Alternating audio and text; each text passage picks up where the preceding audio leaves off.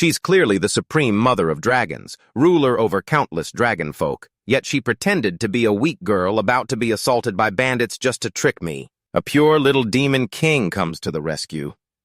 Even though she was crying her eyes out, I wasn't moved in the slightest, because the moment she lured me into her cave, she would have finished me off. Originally, I was just the 666th Demon King of this continent, but everyone knows the Demon King is fated to be defeated by the hero. So I decided I wasn't going to be the Demon King anymore. I want to take over the strongest human empire 25 years before the hero is even born, and become their king. I came to the human world with such noble intentions, only to be treated like some country bumpkin by the patrol guards. For a moment, I wondered if they were even talking about me. Then, the soldiers pointed their spears at me. I pondered for a moment, then smiled and introduced myself as Dios. The words had barely left my mouth when a burly knight stepped forward, calling me an arrogant brat. "How dare you use the name of an ancient god? Don't you know this is the capital of the wider kingdom?" I found that a bit confusing. Is the wider kingdom supposed to be a big deal? Can I be the king? The knight couldn't believe I would say something so treasonous. He immediately drew his weapon and pointed it at my head. But a cold glint flashed in my eyes, and in the next second, the knight's head exploded. The soldier was stunned, but an instant later, his head exploded too. Those who thought of resisting fell at my feet before they could even draw their weapons. I hung all the soldiers' corpses upside down as my voice echoed throughout the royal capital. "O mortals, welcome your new and great king!"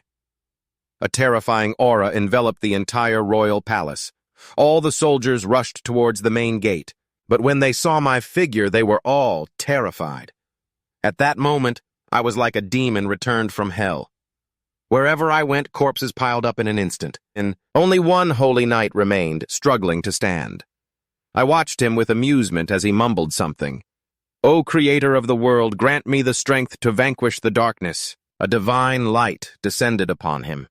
He raised his holy sword and unleashed his strongest attack at me. A tremendous energy immediately engulfed the entire castle. However, the holy knight's face immediately filled with horror, because I had stopped his attack with a gentle squeeze. "In my presence, do not speak of gods."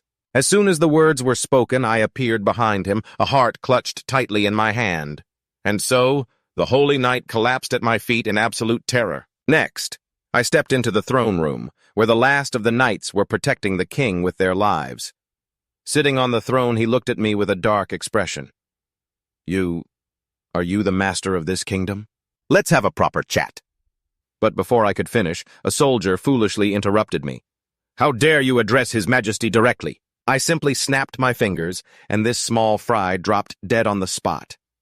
The knights were so scared they pissed themselves. I leaped up as a pair of wings sprouted from my back. An instant later, I was right in front of the king. "Now, can we have a proper chat?" The king was terrified. "Whatever you want, I can give it to you." I casually told him to hand over the kingdom. However, the king roared in fury, "Anything but that! I can give you anything." I casually scratched my ear. "If not, then I'll just kill you and deal with your family. This kingdom will be mine in the end, one way or another." The moment I finished, the king looked agonized. "I know! You want my daughter! Absolutely not! She is the pride of the continent, the flower of the royal family." However, I couldn't care less about any of that. I didn't even know he had a daughter. "I don't want your daughter. I want the throne."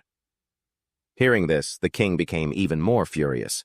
"Why must you take what does not belong to you?" I replied coldly. "And are these things yours?" The king tried to argue back. "This kingdom, of course, belongs to the royal family." But I didn't give him a chance to retort. "Didn't you just steal it from someone else? You've enjoyed a comfortable life in this position for 15 years already. Now I want it."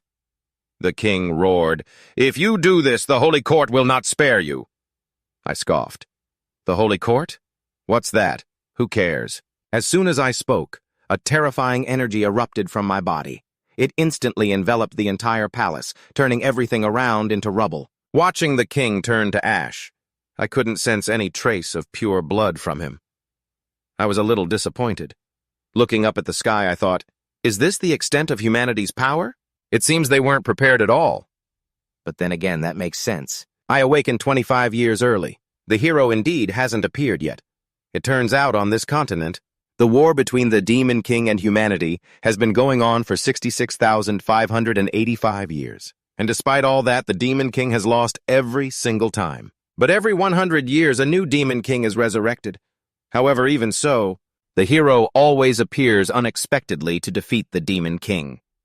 As for me, the 666th Demon King, I've learned from the experiences of my predecessors and awakened 25 years early precisely to put an end to it all. Let time bear witness to how I will destroy this world. Just then, a beautiful figure ran in. She looked at me with tear-filled eyes, her face wrought with grief. "Who are you? What have you done to my father?" I was a bit confused for a moment, and then I remembered. She was the king's daughter. "Oh well, the king is dead. I will marry you and inherit the throne."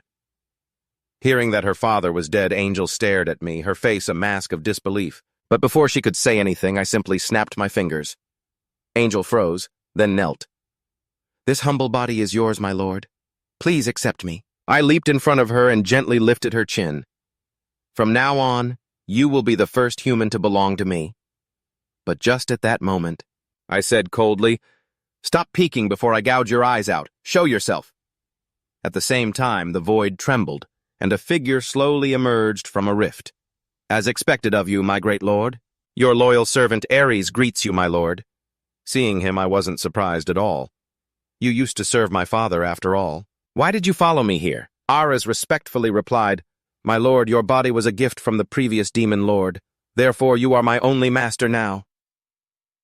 I told him to get lost, that I wasn't going back to the demon world. Unexpectedly, Ares smiled and agreed without hesitation, telling me to do as I please, which I found extremely strange. Ares pointed to the human princess in front of me. "My lord, aren't you planning on sowing your seed in this woman? To think the little boy who was just toddling the other day has now become interested in women." Looking at Ares's sappy face, I just wanted to swallow him whole. I declared to him that I wasn't going to be the demon lord anymore. I wanted to become a normal person. Ares wasn't angry at all. On the contrary, he looked at me with an indulgent expression. Helpless, Ares had no choice but to ask me, "My lord, is there any special reason you attacked this country? Was it because they invaded your territory? Or were you angered by their greed for the demon world's treasures?" But I didn't really think that much about it. I just thought being the king of humans wouldn't be so bad. Unexpectedly, Ares was overjoyed. "As expected of our demon lord, you came to the human world and not only conquered the largest kingdom, but you also killed their king, and even planned to marry the human princess, and on top of all that, you want to disguise yourself as a commoner. A scheme so profound, even a high-ranking demon like myself wouldn't dare to imagine it. You were truly born to be the demon lord, but rest assured, my lord, even if you abandon us, I will take your son back to the demon world and raise him to be a demon lord. In 25 years, he will succeed you as the 666th demon lord to descend upon the human world." Hearing this, I was speechless for a moment. I turned to look at the human princess beside me, feeling incredibly lucky that I had escaped that fate. I'm 80 years old, in the prime of my youth. I almost became that kid's father. But suddenly my expression changed. A massive wave of energy erupted from my mouth, hurtling towards Ares. The terrifying power flattened a 100-mile mountain range ahead, but I had no intention of killing Ares. I was just venting my anger for almost falling into the human's trap. "Next time, you tell me about things like this sooner." Ares was scared stiff by my actions. That terrifying blast made him realize that I was different from the demon lords before me. Perhaps this time, we can actually win. But then he turned to remind me, "Isn't becoming king a bit too conspicuous? Then I'll become a defender of justice. The hero's companion. No one would ever suspect that the hero's companion is actually the demon lord. Let that foolish hero fight on the front lines while we quietly reap the benefits from behind." Thinking this, I couldn't help but laugh out loud. I'm such a genius. But Ares looked like he was about to faint. He urged me to come to my senses. "Without a demon lord, there can be no hero. So how can you become the hero's companion, my lord?" But I paid him no mind, leaping forward and telling Ares to come find the hero with me. At the same time, everything happening around me was being watched by a mysterious figure. This 666th demon lord seems to be a defective product. Not only is his status low, but his intellect is also lacking.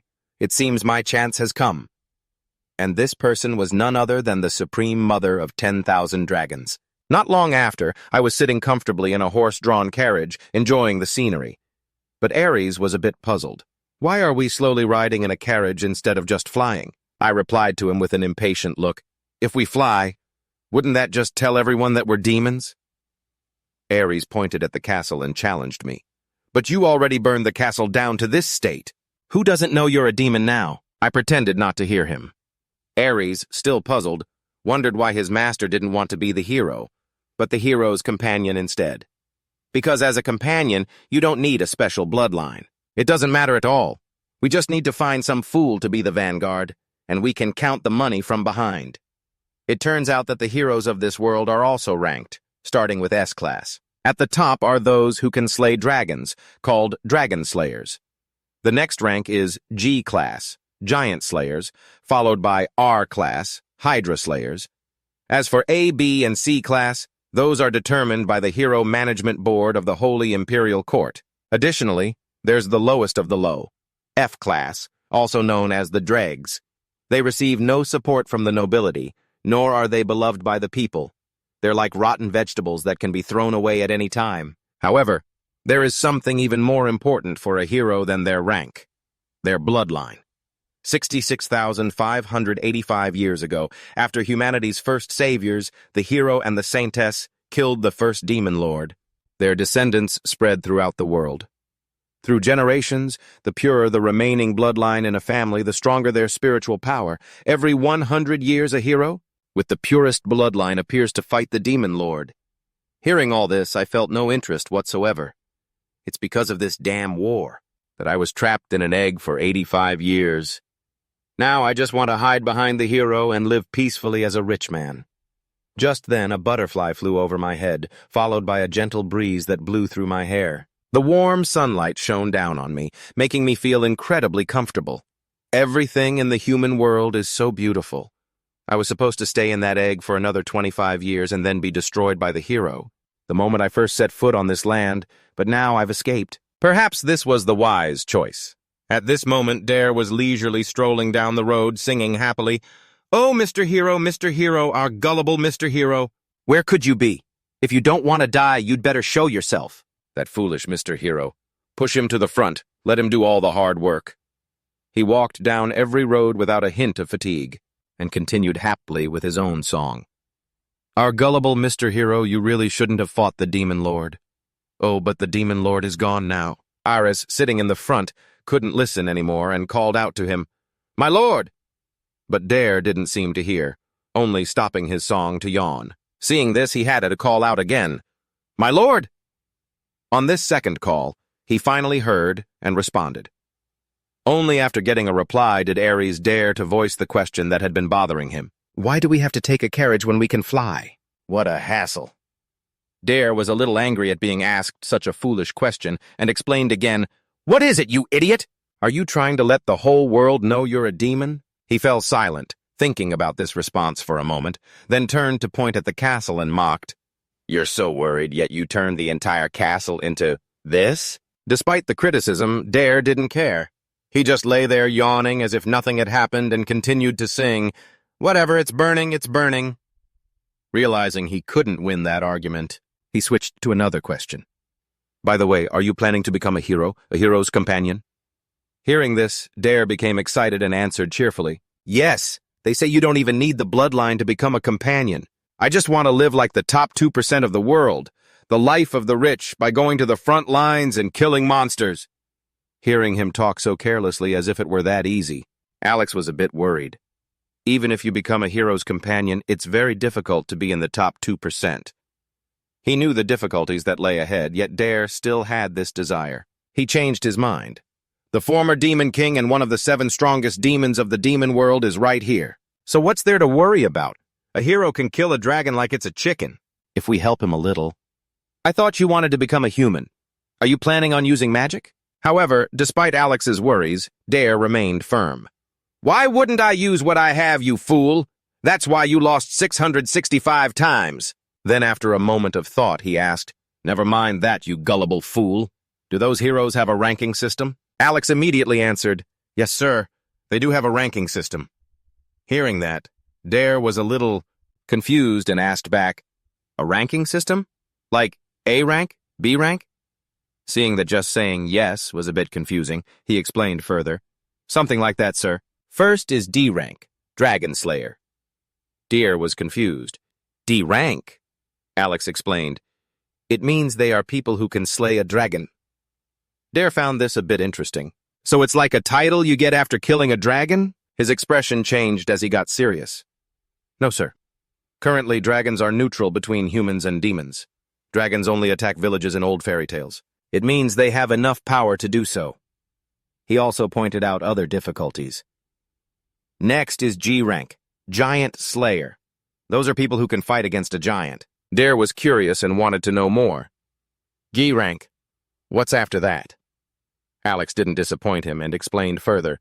L rank, Lich Slayer. That's someone who can kill a lich. The more he heard, the more troublesome it sounded, but he still wanted to learn more. Why are there so many? Are there more? He didn't want to go into more troublesome details and just said, after that, it's just like the alphabet, sir. After hearing that, Dare became a bit contemptuous. They just name them whatever they want? The rest sounds so boring. Faced with this unanswerable question, Alex didn't know what to say. I don't know either, sir. The Hero Management Bureau is the one that decides that, but he added a warning about another rank.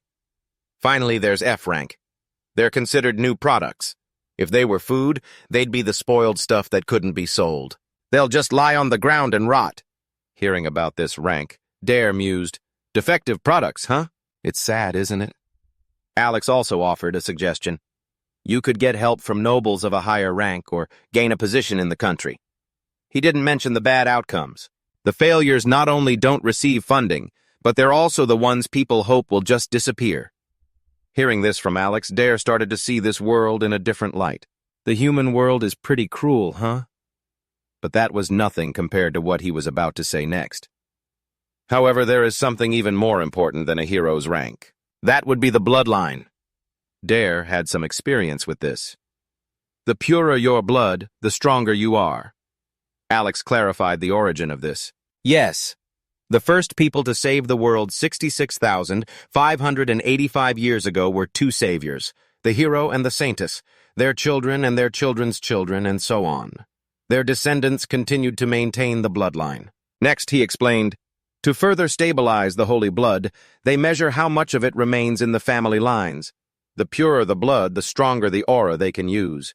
The one with the purest bloodline becomes the hero, fights the demon generals, and has won 665 times. Hearing this, Dare had a question.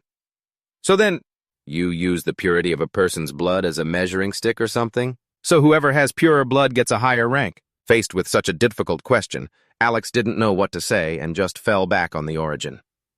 There are some exceptions, but generally the purer the blood, the stronger they are. At this point, Dare was even more confused and couldn't figure it out.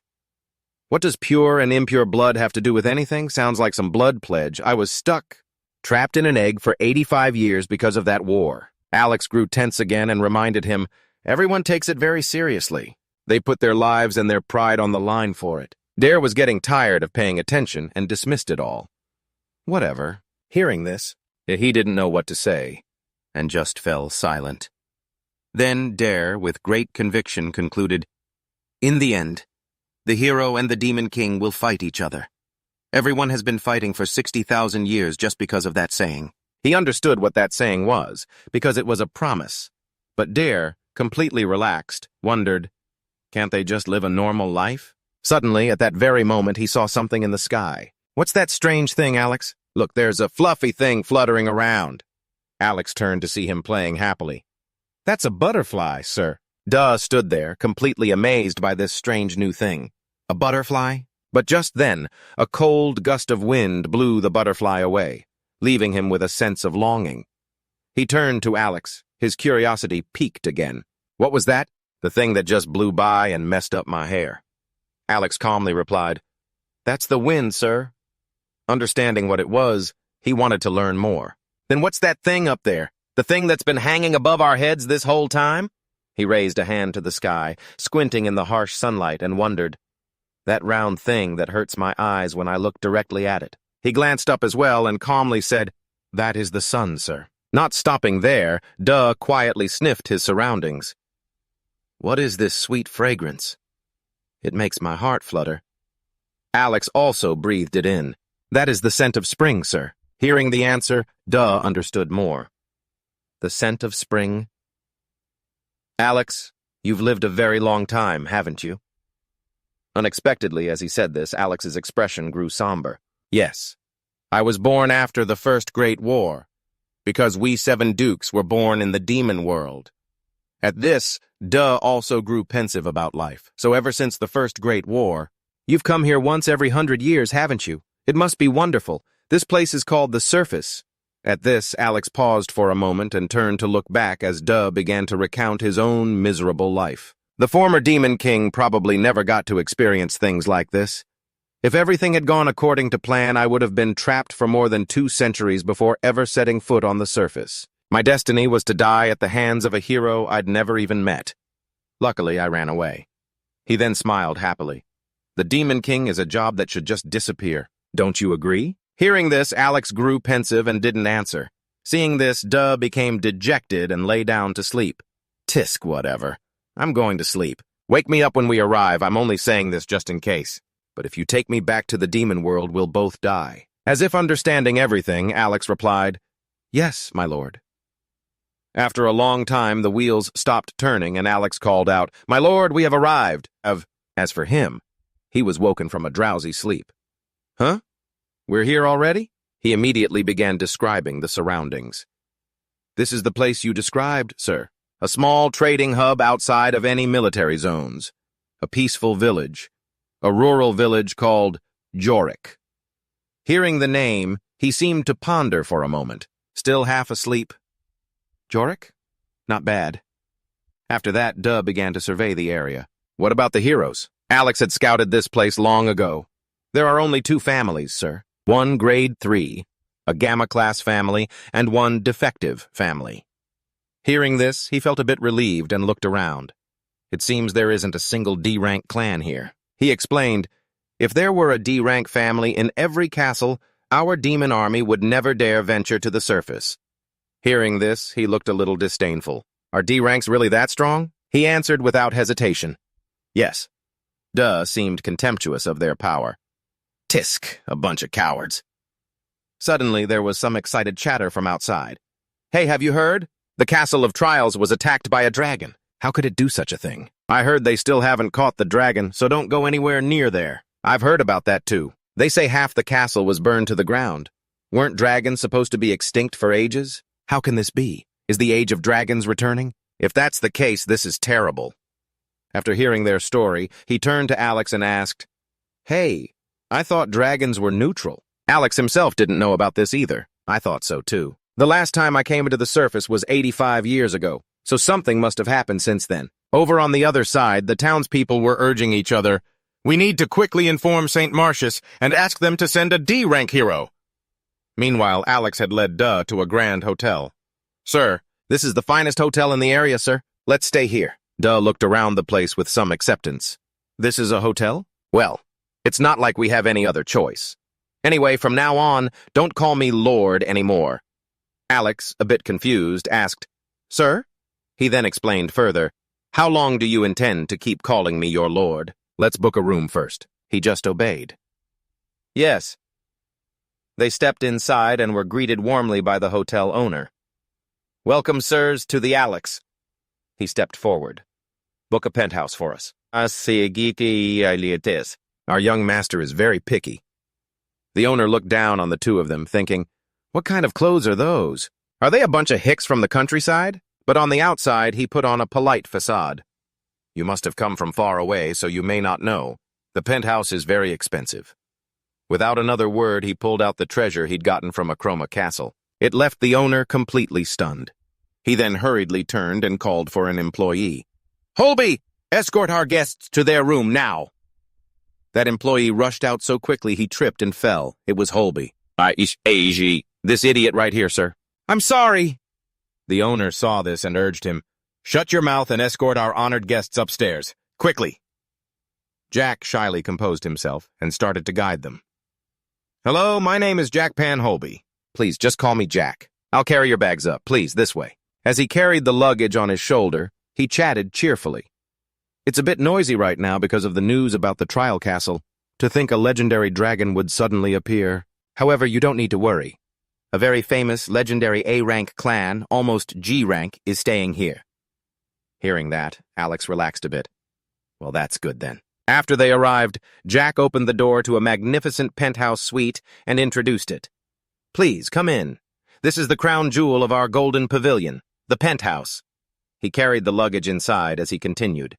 To be honest, this is the first time I've ever been assigned to such distinguished guests. I don't know if it will be to your liking, but I will do my absolute best to serve you, so if you need anything at all, please just call me. Suddenly, at that moment, Dare called out to Jack. Hey! But still oblivious, he replied cheerfully, Yes? He was startled by the unexpected question.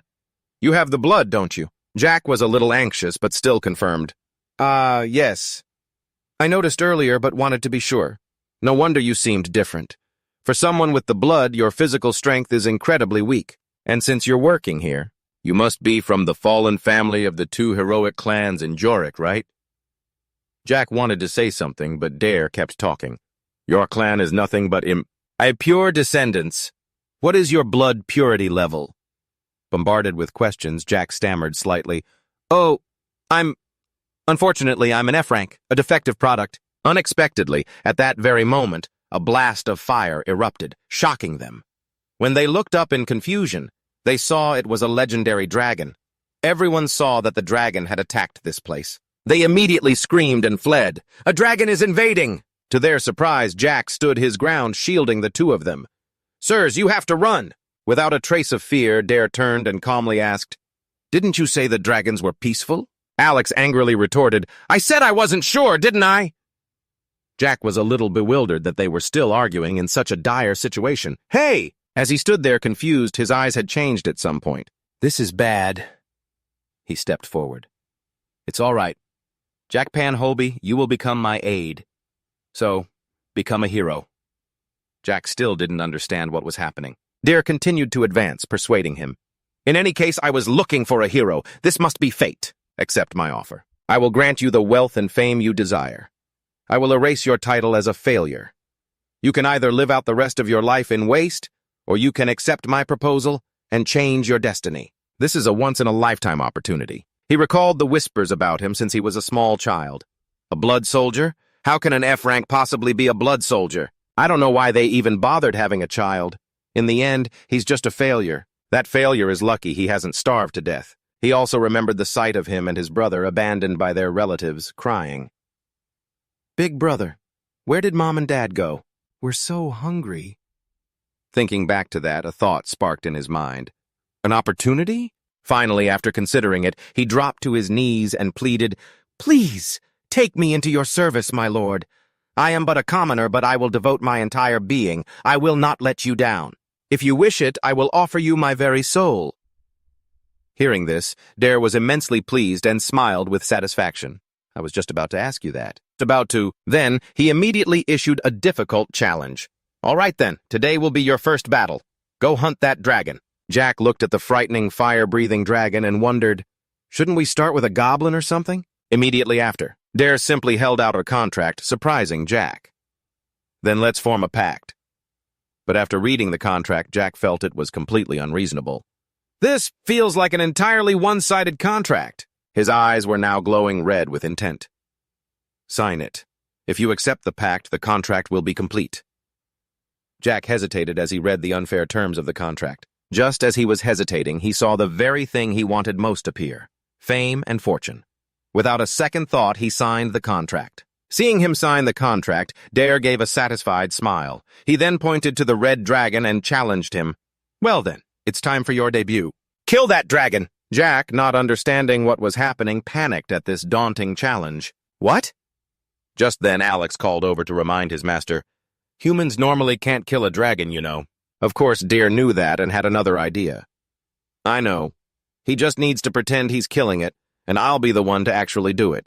The other two didn't understand the idea at all, so he explained his new plan. First, Alex will go and greet the dragon, then he'll drop it in front of that reject. At that moment, the new product will swing his sword at the falling dragon. A reject will swing his sword at the falling dragon. People will see it and think, he saved us, he's a hero, wow, so cool. After all, he had calculated everything perfectly. Alex had a different thought. So, that reject will come and kill the dragon that's attacking me. But won't people be suspicious if an F-rank person suddenly kills a dragon? Besides, won't having a D-rank hero as a partner make you stand out too much to live peacefully? Unexpectedly, after hearing this, Dare didn't reconsider at all. Instead, he turned to look at Jack with a greedy glint in his eye. This look made Jack jump. "Why are you suddenly looking at me like that?" Without asking Jack's permission, he suddenly ripped off his clothes, making Jack startle and blush.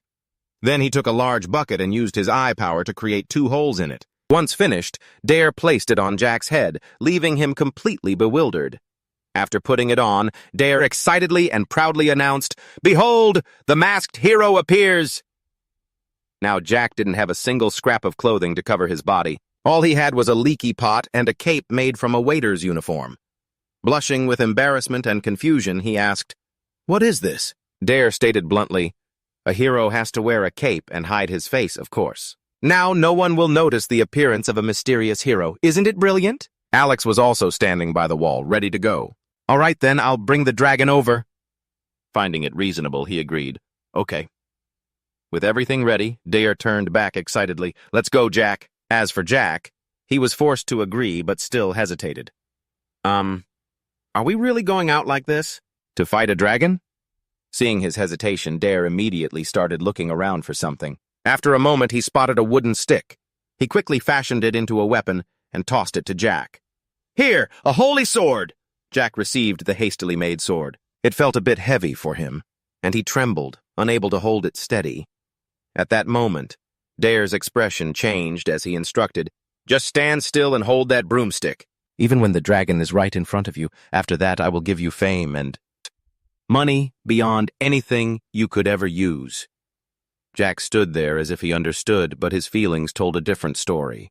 Jack felt like he couldn't comprehend what was happening. Suddenly, he clenched his fist as if he could destroy anything in his path. Right after that, Jack let out a yell as his own power burst forth. It was an extreme desire, perhaps coming from something deep within Jack's blood. It turned out to be the instinct of a hero, lying dormant within his red blood cells. His heroic bloodline yearned to tear the demon lord before him to shreds. But Dare, seeing him unleash his power, was extremely pleased. However, not knowing what was happening, this is what Jack thought. His brilliant eyes, and my desire to see them, I'm starting to feel courageous, as if I can really do this. Fame and money. With that thought, he immediately ran off to carry out his mission. "Yes, master." Dare was also pleased to see him being so obedient. "Go, my minion." Meanwhile, on the other side, the legendary dragon was still continuously breathing fire on the people. The poor citizens could only run and scream, "Help me!" Alex was already in position, obstructing the dragon's fire breath. The dragon, angered at being hindered, shot a blast of fire right at Alex, which he dodged. He then moved to a corner and unleashed his power. His eyes gradually changed as he watched the dragon, calculating. The dragon, having been hit in the eyes by the attack, was still acting recklessly. It ferociously wanted to attack right at that moment. Alex ripped off his cloak, revealing numerous long hidden arms. No longer holding back, Alex attacked the dragon, landing on its body and causing it to startle from the impact. As soon as he landed, Alex executed his plan with his multiple hands. In just an instant, his many hands had reached the dragon's fatal weak point. After getting a firm grip, Alex spoke. "Dragon, I have your heart. You'd better not resist me or my command. I'll ask you first." He didn't waste any time and asked directly, "Why have you appeared in this place? Don't dragons and humans have a pact?" But when he glanced down, he was surprised and froze. A strange object had appeared, something Alex didn't recognize. "What is this?" Right after that, the dragon spoke what it knew in a strange language. But Alex understood it all perfectly and demanded, "How does a dragon like you know that filthy language? What are you?" Something was wrong.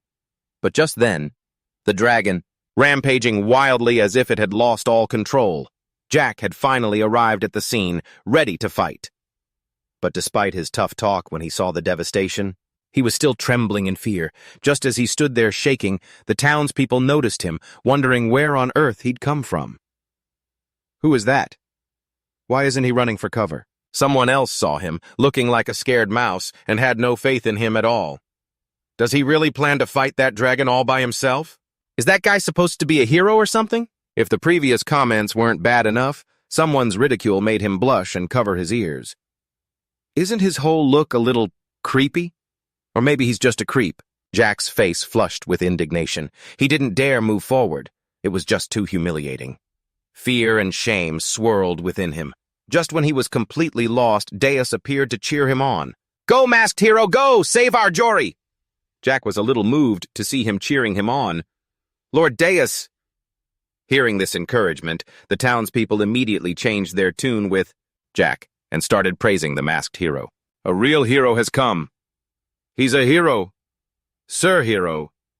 This gave Jack a boost of confidence and mental strength, and he shyly thanked everyone. After being praised, he regained his resolve, gripping the holy sword tightly. "That's right," he thought. "This is a once-in-a-lifetime chance. I can't let it slip away. Jack, fame and fortune." Meanwhile, up above, things with the dragon weren't going smoothly. It wasn't following Alex's plan and was growing more and more frantic. Seeing this, he began to realize this was going to be difficult. It seems controlling it in this state will be difficult. There was no other choice. In the end, Alex had to use White Demon's Grasp and Prison on the dragon. Struck by both techniques at once, the dragon reeled from the blow, screaming in agony. And to finish it off, he had to use his final move. This was it. Heart-piercing strike. This technique was a much more powerful blow, making the dragon cry out in even greater pain. But unexpectedly, at that very moment it repelled Alex's power, catching him completely off guard. Then, it spoke in a strange voice, uttering incomprehensible words. "Prepare, T. Has surely seen. The dead one has returned here." Lies. After speaking those bizarre words, the dragon's eyes changed ominously. An instant later, it counterattacked, trying to force its way into Alex's very being. It was the dragon's essence, now inside him, that was speaking. "So that's what's happening." Deus, sitting below, noticed Alex wasn't returning as planned. He started to get impatient. "What are you doing up there? Hurry up and get down here, the audience is waiting." He started to get annoyed, complaining, "What are you doing sculpting a dragon up there? Why is it taking you so long to kill one measly dragon?" The dragon's eyes flashed with a purple light. Its pained groans gradually faded into silence.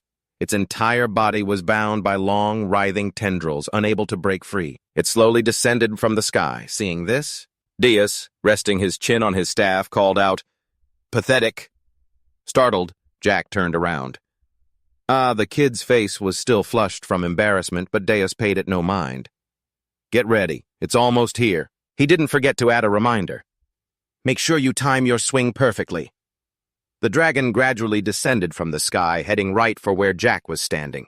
Sparks of fire were already gathering in its mouth. Suddenly he called out, "Lord Deus!" A worried expression appeared from under his helmet. "I don't want to die." Deus let out a low chuckle. Though his expression was still mocking, his words were completely serious. "Deus, I give you my word of honor. No matter what happens, I will not let you die." Jack's eyes regained their resolve. Something inside the boy had just awakened. Jack gripped his broomstick tightly. "That's right. I can do this." With that thought, he raised his staff and yelled, "Moonlight style, first movement!" Back with Alex, half of his body was now covered in strange tendrils. Right after that, a light suddenly burst from his left eye. Alex screamed in agony as a cluster of hands abruptly appeared overhead. Purple eyes opened in the palm of each one. They lunged towards Alex, but the willful hands immediately grabbed at him again. He used his power to hold them back. His other eye remained untouched. He glanced up. This is getting a little troublesome. He looked down coldly at the burning city below. He called out the name of his technique. 100 demon hands, celestial whip. As the words left his lips, the hands around him began to spin violently. The hands with the purple eyes were severed. Seizing the opportunity, Alex grabbed the thing clinging to his eye and pulled it away with all his might. Deus glanced up at the dragon in the sky. It was getting closer and closer. He chuckled and whispered, "You should take your time, or our little hero might get crushed." Alex couldn't hear what his master below was saying. He was still struggling to rip the grotesque thing from his face. Suddenly, the thing flashed with light. No matter how hard Alex struggled, the dragon continued its descent. The townspeople inside their homes saw it coming and screamed their heads off. "A dragon! It's attacking! Everyone run!" Terrified screams echoed everywhere. "Get out into the hall! Hurry up! The dragon's getting closer and closer. It's coming right for us." Seeing it descend so quickly, Deus was confused. "It's coming down here. Alex?" He frowned, puzzled. "What are you doing? I said slow down." Suddenly, his expression turned to one of surprise. Deus could now clearly see Alex's predicament. The dragon's face loomed larger and larger. In this life-or-death situation, Jack stood his ground, holding the only weapon he had left. "No matter what happens, I'll stand firm and take it down with a single strike." Suddenly, a memory from his past flashed through his mind. "Jack, watch closely." A man holding a sword was speaking to a much younger Jack. "This moonlight swordsmanship is the secret art of our clan. You must learn it. What if the Demon King's army invades our world?" Little Jack's voice was sad. "The other kids in the village say I can't be a demon slayer, and that our family can't do it either?" The man gently countered. "That's not true, son. It doesn't matter what anyone says. Our holy Bic clan carries the sacred blood of heroes. You will absolutely become a demon-slaying hero, so just keep training hard." As he finished speaking, the man let out a few coughs. Hearing the man's encouragement, little Jack grinned from ear to ear. "Yes, father." Sweat was pouring down his face. He immediately lifted the broom and shouted, "First form, moonlight, return." Alex succeeded in pulling the strange thing off his face. Deus clasped his hands together, whispered something, and then yelled out the name of his technique. His red eyes glowed brightly. The dragon slowly landed. A sharp golden glint flashed in Jack's eyes, filled with determination. He swung his blade in a brilliant arc, calling out its name. "Demon King Slash!" As the slash cut a straight path, drops of the dragon's blue blood flew through the air. The dragon was knocked aside as the townspeople had already evacuated the nearby buildings. The buildings shattered as it crashed into them. Jack squeezed his eyes shut, not daring to open them. When he couldn't feel or hear any movement, the boy peeked open his eyes only to find himself covered in dragon blood. Stunned, the boy turned his head. The hero realized he was surrounded by dark blue blood. Suddenly, a voice called out, "Hey, hero!" A crowd of townspeople were cheering from their windows. "He killed the dragon! Our savior! A hero like that? The gods must have sent him. Long live the hero! Hero!" Being praised by so many people for the first time, the boy couldn't help but feel flustered. From a distance, Deus cleared his throat, getting his attention. "Shouldn't you change your clothes and get out of here?" "Huh?" The masked hero, Jack, jumped. "Right," he replied, then scurried away. Alex clung to a cross-shaped staff on a rooftop. Something strange was stuck to his face. It was black, with strange patterns. His one remaining red eye glanced to the side. The dead dragon lay on the ground. Alex looked at it and thought to himself, "The one we thought was dead has returned." The next morning, sunlight streamed down. Deus stretched his entire body. I slept well. Just then, someone placed a cup on the table. "You're awake, sir? Here's some coffee." Alex, back to his normal appearance, smiled and said, "They say people should start their day with a cup of coffee." Before he could take a sip, someone burst in. "Sir Patya, we have a problem!" Deus repeated, confused. "Sir Patya!" Jack's young face flushed bright red. Beads of sweat dotted his forehead. "The entire village is searching for the masked hero. They say they want to officially name him the village hero." He ignored Jack's words and focused on something else. "What happened to your clothes?" The boy laughed, scratching his head. "The village was wrecked by yesterday's disaster, so I was just helping the residents clean up. Besides, the pay for manual labor is pretty good." Deus took a sip of coffee. "No matter. Everything is still going according to my plan." His eyes narrowed in the bright sunlight. He said with a relaxed air, "Waking up under the sun, drinking aromatic coffee." They were in a house that was cracked all over, its ceiling long gone. "Mornings in the mortal realm really are wonderful, aren't they? The coffee is made from that dragon's tongue and left eyeball. I'm so glad it's to your liking, sir." Outside, the townspeople were rebuilding their houses amid the shouts of children. "Hurry up! Can we get some help over here?" "Oh no, my house." "Mommy, where are you?" They continued to work tirelessly. "Oh, this is so heavy." "Stop whining and move faster unless you want to be here all night. Just a little more effort." Here, eat something before you get back to it. Thanks. Make way, make way. A boulder was set in a carrier on someone's back. Let's go. An old man shouted, Jack, hurry up, there's still a whole pile left. Jack laughed and replied, Coming. From afar, Dea stared intently at Jack. They're trying to rebuild this pathetic little village. Even a worthless failure can be diligent.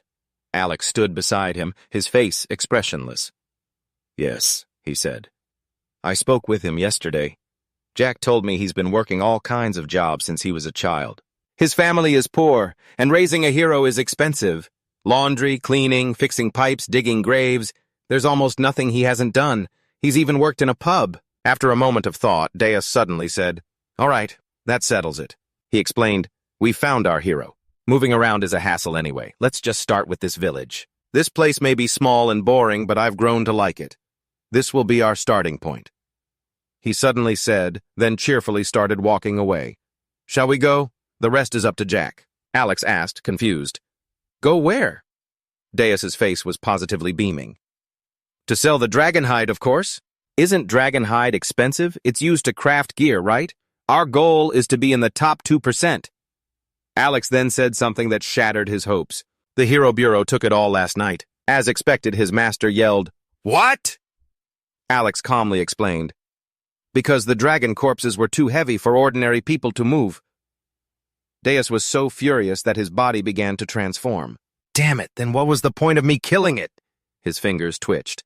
Let's go, Alex asked fearfully. Sir? Where are we going now? His master's face was no longer handsome. To tear those bastards at the Hero Bureau to pieces. Alex panicked, screaming internally. Oh no! He hurriedly called out to him. The demon was flashing a terrifying grin. Wait, master, he thought in terror. The Hero Bureau is the hero's main headquarters, no matter how powerful my lord is, fighting them alone. And besides, if they find out the demon lord isn't in the demon realm, I'm screwed. He tried to calm down and convince his dim-witted master. Master, you said you'd fight alongside the heroes. Deals, still furious, yelled, So what? In the face of his anger, Alex calmly explained with a smile, In the human world, you have to register with the Hero Bureau to become a hero. The Hero Bureau. Without it, who would recognize you as a hero? Hearing that, Deus's face froze.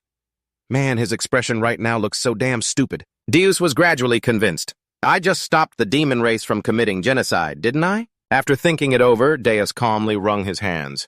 All right, let's go there then. Just when Alex thought he had succeeded, his master changed his mind again. He stuck out his long tongue, a murderous aura slowly appearing around him.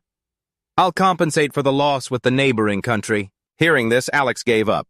What? I thought you were going to be a hero. His excited voice rang out. We'll set off tomorrow. Alex groaned wearily. What? How about we just go back underground? As Alex was driving the carriage, he suddenly called out, Lord Deus! The one behind him said nothing, so he had to call out again, Lord Deus! Still no reply. He was getting pissed. Alex angrily shouted, Lord Deus! The other person, also unable to stand it anymore, finally answered, What? His brows furrowed. You've had enough of your tour of the mortal world. Why don't we just go back to the demon realm? The entire demon realm is awaiting your return. Your destiny arrives in 25 years. We don't have time to waste. You must quickly learn the demon lord arts and become the supreme ruler. The childish master closed his eyes. That's none of your business. Do I have to do everything you people want? I'm sure a demon lord will show up and attack the human world eventually. Alex, having regained his composure, said, That's inevitable. For the 665 demon lords before you, both the demon realm and humanity have accepted it as the natural order of things. Hearing this, Deus felt a bit annoyed and retorted, If everything went your way, what would be the point of having gods? I'm just doing this to see what it's like. Think again and accept it. There will be no more demon lord. Having just calmed down, Alex spun around and snapped back. In that case, get married. At least you have to produce the 666th demon lord. Anyone will do, huh? Deals retorted cynically, cursing at him. Anyone will do? You dare say that to me? You really are a devil. Get lost. After being yelled at by his master, Alex spoke seriously. Well, unless you give us a successor, I'm not leaving. Hearing that, Deus casually replied, Fine by me, like this. You can just stay here and be my attendant forever. He still didn't give up and returned to the previous topic. How about I find a wife for you then? What about a woman who's a good match for you? Even though he was a demon, Deals was annoyed. You! If you mention marriage one more time, I'll destroy the demon realm with my own hands. A moment of silence passed over the peaceful land. Suddenly, Deals asked a vague question. Is that possible? Even though Alex was intelligent, he didn't understand. What are you talking about, my lord? His face was now suspiciously flushed. That princess from before, Alex asked dumbly. Which princess? He just chuckled vaguely. You know, Alex was at a loss. Unable to hold it in any longer, Deus's face turned beet red as he waved his hands up and down. What I mean is, can a human and a demon have a child together? He calmly replied, of course they can. Suddenly, a biology lesson began. The way humans and demons reproduce is exactly the same, you see. Normally, a male's testicles will produce semen. When the sperm meets a female's egg, an embryo is formed. The child will then be born after 37 to 42 weeks. Suddenly bombarded with a mountain of information, Deals stared blankly, a bit of drool even trickling from the corner of his mouth. He held up a hand to stop the sex ed lesson. He couldn't help but find the other's childish nature amusing.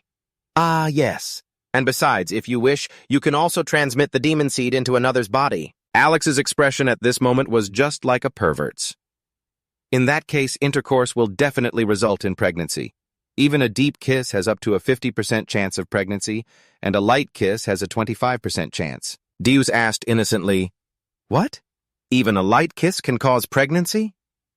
Alex continued to provide new information. Just holding hands can get someone pregnant, too. Deals sprawled out, his face full of curiosity. What is wrong with this body? The demon seed, I almost got into real trouble. It feels like this body was born just to perpetuate the species. Damn you, Alex. The purpose of this body is all too clear, to kill and produce heirs. The more I learn, the more I hate it, Alex said with a cold expression. This body is blessed. You are the hope and savior of our demon realm. This perfect body was bestowed upon you by a god. Deus immediately retorted, Blessed my ass, I'm just another demon, born only once every 1,000 years. I do not like this feeling of being expected of. What about my opinion? Suddenly, a loud scream echoed from a distance, making the two demons turn their heads to see the figure of a woman being chased by a group of men. The men behind her were laughing, shouting, and grinning lewdly. Hurry up, get her! The beautiful girl, sobbing, begged, Help me, I'm being chased by bandits. Alex calmly spoke up. Well now, a beautiful lady is in danger. I have to help her. Deus nonchalantly asked, Why should we? He had to reply, You never know, my lord. It might turn out to be a good thing.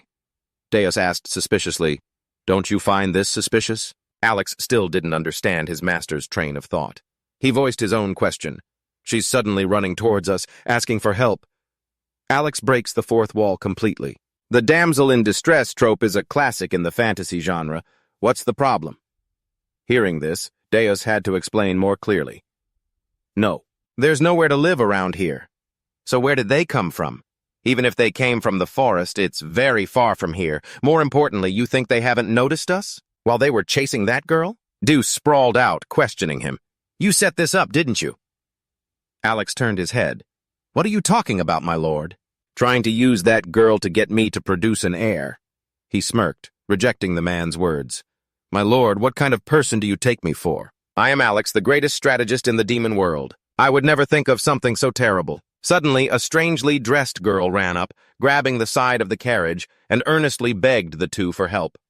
She looked at Deus with teary eyes like a frightened little rabbit, pleading, You two brave warriors, I'm being chased by bandits. Please save me.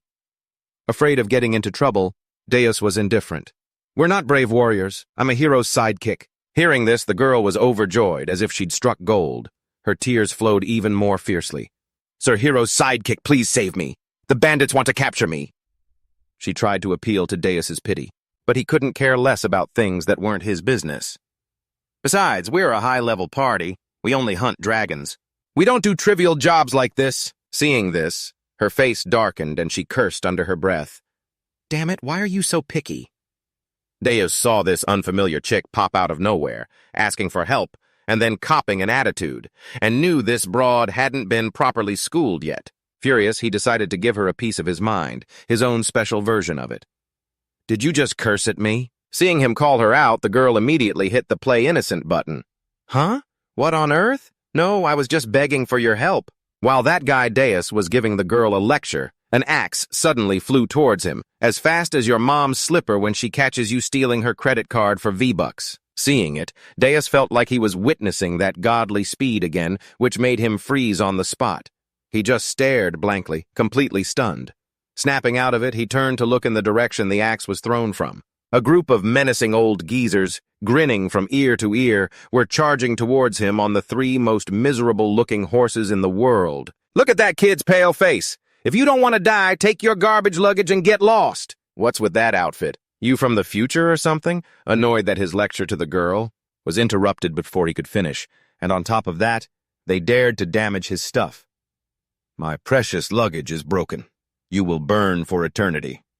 Deus shot them a sideways glare. He had already marked the ringleader's death date. He immediately declared the man's fate. With a single light wave of his hand, the old ringleader was incinerated by his magic flames like barbecued jerky. The man writhed in agony, screaming and shouting at his underlings, "Quick, put out the fire!" But this was the fire of someone who'd been getting schooled since birth. His magic power wasn't just for show. As for the underlings, every single one of them looked like they had just overdosed. "It's no use. We can't put it out." As for Deus, he was getting really serious this time. "You thought you could get away with bullying me?" A murderous aura, like 10,000 daggers, gleamed in his eyes. "No matter who you are or what divine spell you use, this flame will never stop burning. You won't be able to die either. You'll just burn like this forever. Until the end of the world. Anyone else? Who wants to be cremated with him?" The glare sent every single one of them running for their lives. I'm sorry, please spare me." "It's a demon, run!" The girl on the side could only watch helplessly for their sake. Then she turned to look at Deus with eyes that seemed to have fully understood his lesson, full of admiration. But he was still annoyed and tried to shoo her away. The girl gave a wry smile. "All the nuns have been taken as slaves, and the holy relic is also gone. Please exterminate the bandits and save the holy temple." Deus's face, which had been as cool as a cucumber just a second ago, instantly reverted to his dopey mode. No, I don't do trivial jobs." The girl below wished she could just strangle him right then and there. Instead, she crushed the carriage frame. He was still picking his nose nonchalantly. "Alex, let's go." "Alex." The girl tried to pique his interest one last time and succeeded. "Did you just mention a dragon? Don't tell me you're an ally of that loincloth hero. The temple that's been taken over by bandits is the temple of the supreme true golden dragon god. If you drive them away, we will reward you with the helmet and armor of the golden dragon god." He'd already heard what the girl had to say. What was he still standing here for? With heavy step after heavy step, they climbed the stairs. That der fellow stood there casually, sighing, but he was standing on Alex's back, letting him carry him up to the mountain peak. Alex was now panting like an ox, as the ordeal of climbing a mountain was already extreme. On top of that, he had to let that guy stomp on his back instead of being carried properly. He wished he could just be reborn into a new life to escape this torture. Sweat poured down Alex's face like he'd been in a shower. But something was suspicious. "She's been running for 30 minutes straight. On a mountain this steep, that's not the stamina of a normal person." Dare smirked. "It doesn't matter who she is or what she wants. But if she dares to tell me even half a lie, I'll skin her alive." He hesitated, looking at her. "The true golden dragon god. So, dragons worship gods too? Not only did I have to carry this insane guy Dare, I also have to answer his questions." Alex had surely just won the award for the world's most miserable man. Well, it's quite similar to how you are worshipped in the demon realm. The true golden dragon is the dragon god who stands above all other dragons. For us, the noble dragonkin and the human race. And for all living things in this world, there is only one true God, the creator God who brought this world into being. Dare looked up at the sky. The sun was directly overhead. Well then, the gods certainly seem to favor humans. Demons and dragons are just supporting characters. He walked on helplessly. "Do not doubt the gods. God is the one truth, perfect love. If we can obtain that grace, when the God's light shines upon us, we too will be favored." Dare unconsciously gazed into the distance. Much later, Alex, still carrying him, finally dragged them both to the mountaintop, his legs likely no longer in one piece. Deer stomped on him, making Alex stumble forward as if paving the way for him. "You're so weak." After all the effort of carrying that guy up an entire mountain, he still gets criticized upon arrival. Surely no one had it worse than Alex. He remained sprawled on the ground as Dare walked ahead toward the cave. He tossed back a comment. "You have to carry me on the way down, too." A while later, the two reached a cave on the mountaintop. Alex felt like he could melt into a puddle, so exhausted he could only whisper, "Master, be careful. Something feels off." He finally dragged himself to catch up with Dare. Dare, in contrast, was pumped full of energy and incredibly excited. "Where are you bandits with the armor of the true golden dragon? Hand it over to me now!" Though he was about to pass out from exhaustion, Alex still sensed that something wasn't right. As he looked around, a voice suddenly echoed from within the cave. A woman with a divine appearance descended. The light around her only concealed a wicked, violent nature. Her eyes, like those of a fiery red dragon, followed them from behind like a death sentence. "You've had a difficult journey. It seems your subordinate is more perceptive than you are." What a grand entrance. But to someone as unhinged as Deer, it was merely an interesting eyesore. He mocked her. "You look like the bandit who took over this temple. So where's the helmet and armor?" The cave was now like a pocket of the cosmos, filled with the woman's magical flames. She sat on high, looking down at him and Alex like a judge at a trial. "How dare you speak? Do you still not understand the situation you're in? Kneel before you stands!" Annoyed by Deer's sarcasm, she roared, her eyes flashing with points of light.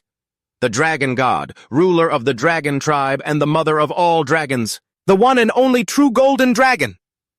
As if shocked by this new information, Dare's eyes widened in surprise, realizing something was off about her words. Alex warned him, "The true golden dragon god? My lord, we're in serious trouble." Seeing their confusion only made her more delighted. "You're surprised because this turn of events was beyond a coward like you to predict, aren't you?" "You foolish mortal." Her gaze seemed to burn holes through him and Alex.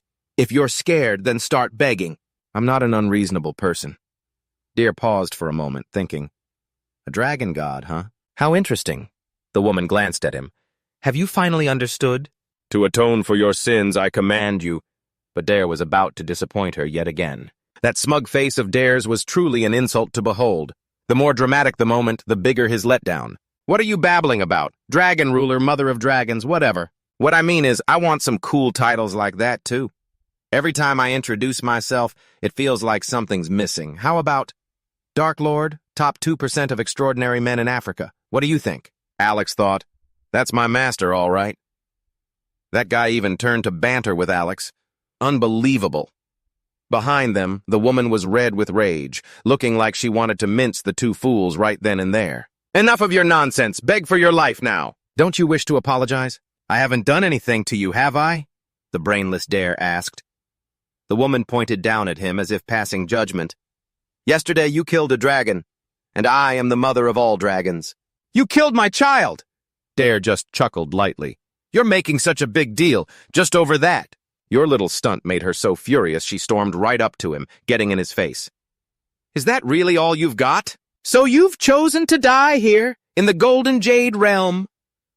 Her eyes, now filled with hatred, shifted to Alex as she warned, "Even a Demogorgon stands no chance against me." Alex, struggling against the intense flames, warned him urgently, "The Golden Jade realm? Oh God, this is the true Golden Dragon's territory. We're on her home turf. This is extremely dangerous." That warning only delighted her more, her eyes gaining a new confidence. "Your subordinate is quite knowledgeable." "Kneel, you number 666! Seeing his defiance, she grew even more excited. "You know who I am, and you still do this?" His eyes now held a look that feared absolutely no one, a mess with me and die kind of look. A demonic grin stretched from ear to ear. "If you're the true golden dragon, then I guess I can just peel your face off and wear it myself, huh? Get ready. I'm about to flay you alive." His excitement seemed to overwhelm her confidence. She faltered slightly. "You dare?" Her hesitation only fueled the wicked glee rising inside him. Cruelty and pleasure became one. Startled by his overwhelming killing intent, she finally became wary. Seeing this, he started to lose interest. "Aren't you going to apologize for disappointing me?" Confused by Duh's actions, the divine dragon roared in frustration, losing her composure. "What the hell are you talking about?" He replied nonchalantly, "No, really." She was still annoyed, unable to understand his words. Duh remained calm, but a terrifying glint was hidden in his eyes. His tone and aura dripped with sarcasm, a warning of a hidden threat. "I didn't come to the surface to cause trouble. I just wanted to quietly visit the village and befriend the heroes. But then your little brat showed up, breathing fire and destroying everything in that village. So what was I supposed to do? That was just self-defense. But when your kid was causing trouble, you didn't even bother to show up and stop her. And now you lure us here for revenge? What's that about?" As his story unfolded, she seemed to be having a few realizations. With the same confidence, he stated calmly, "You tricked us by pretending to be witches and robbers, and then you suddenly say, 'Ta-da! I am the divine dragon. Apologize before me.' Did you think I would kneel and say, 'Oh, divine one, please forgive us this time'? You think just because you're a divine dragon, you can do whatever you want? Are all dragons like this? You divine dragon." She was starting to feel helpless and annoyed by his constant rambling when, out of nowhere, that Alex guy decided to butt in. Picking up where Duh left off, Alex continued the lecture. "Some of what he said is true. It's arrogant to think you're always right just because you have power. And when people naturally fight back, you brand them as wrong. What does that even mean? Furthermore, it was the dragons who forgot the peace treaty with the human race and violated it first. Now is the time for you to beg for forgiveness." As soon as he finished, Duh picked up the interrogation, but from his side. "All right, as a divine dragon, are you going to apologize to the people of Joric village for the sins your child committed or not?" Hearing the two of them attacking her with questions from both sides, she started to get flustered. Duh switched back to his unhinged persona, firing off a taunt. "See, bad kids are always the mother's fault." "I'm not their real mother." Alex added his own jab, making her stammer. "Are you trying to evade responsibility? You don't want to take responsibility, so you just blame us? Hey, do you have any shame at all? Just because the children are misbehaved doesn't mean their parents have issues. Don't you know that? You see? People who know nothing about their own children, who don't care about them. Yet when their kid causes trouble, they just say, 'But my child is so well behaved at home.' It's because of people like you that all the other parents get a bad name. This isn't an issue you can just ignore. As a representative of the dragon race, divine dragon, you must apologize for violating the peace treaty because of one rotten dragon. You have to take responsibility and step down, don't you think?" The two of them relentlessly lectured her until her eardrums felt like they were bleeding. In the end, they talked her into a state of stunned enlightenment, questioning her own existence, and finally, feeling like an idiot. People aren't usually this bad, right? Why do I feel like I did something wrong? With that said, the two relentless lecturers prepared to leave. That's right, you were wrong. So are you going to let us out of here or what? Wait, she called out. The divine dragon, embarrassed and flustered, asked, "You've already come this far. Could you listen to one request of mine?" Seizing the opportunity, Duh played hardball, making her freeze on the spot. "You apologize first. Take it or leave it. It wouldn't kill you to apologize, would it?" He glanced at her, waiting to see her reaction. She hesitated for a long time before she could speak. Wait, I already apologized." Suddenly, that guy's hand, Dare's hand, rested on the girl's head. His face was like a pervert's as he gleefully patted that woman's head. "Humph, I don't particularly like it, but since you've apologized, I'll accept it." That woman. Seeing this, she got so angry she was sweating bullets at his insincerity. This is a bit weird, but I'll let it slide because I'm a generous person after all. Just as she was about to turn that guy into paste, he switched to his nice guy mode. "So what do you want, Dragon God?" This made her get serious too. "To put it simply, dragon hunting." Hearing this, he hesitated a bit before asking again, "So that's it?" Dare's demeanor shifted again, this time to a creepy pervert, as he confirmed the woman's words. His hand once again rested on her head, but with more force this time, driven by the excitement in the dragon god's proposal. The golden dragon, a true dragon god, the law itself. A mother is asking me, the demon lord, to hunt her own children, the dragons? "Yes," the woman replied, confirming it. I don't get what's wrong with him now. One second he's thrilled, the next he's furious, hitting the woman relentlessly. "Do you think I'm an idiot? This is clearly a trap. You want me to believe that bullshit? You've lost your mind, you stupid dragon." No, it's not like that." Just as they were about to tear into each other, his wife, Alex, chimed in from out of nowhere, making them both stop. "Is it because of those purple parasites? He explained his thoughts further. The more he understood, the colder his gaze became. It's clinging to the dragon's bodies, something like a parasite. That's probably what's making them go berserk. Hearing this, the other two finally let go of each other and got back to the main issue. She seemed to have a realization and continued, "That's right. Something isn't right. The peace-rejecting hotliners have signed a pact with the humans." Hotliners? Correct. The dragon from yesterday was also one of their victims. The two guys saw her point and let her continue. The hotliners are a group that has been harmed by humans, like losing their wives or children to them. Although it's unavoidable, they've been blinded by their rage. They attack villages by infecting the children living in peace with a strange and powerful magic I've never seen before, to reignite the war between humans and dragons. So you must capture them first, so that no more innocent children have to die miserably as tools of war. Dare thoughtfully continued her sentence. I understand what you're saying now. You call it hunting, but the problem is...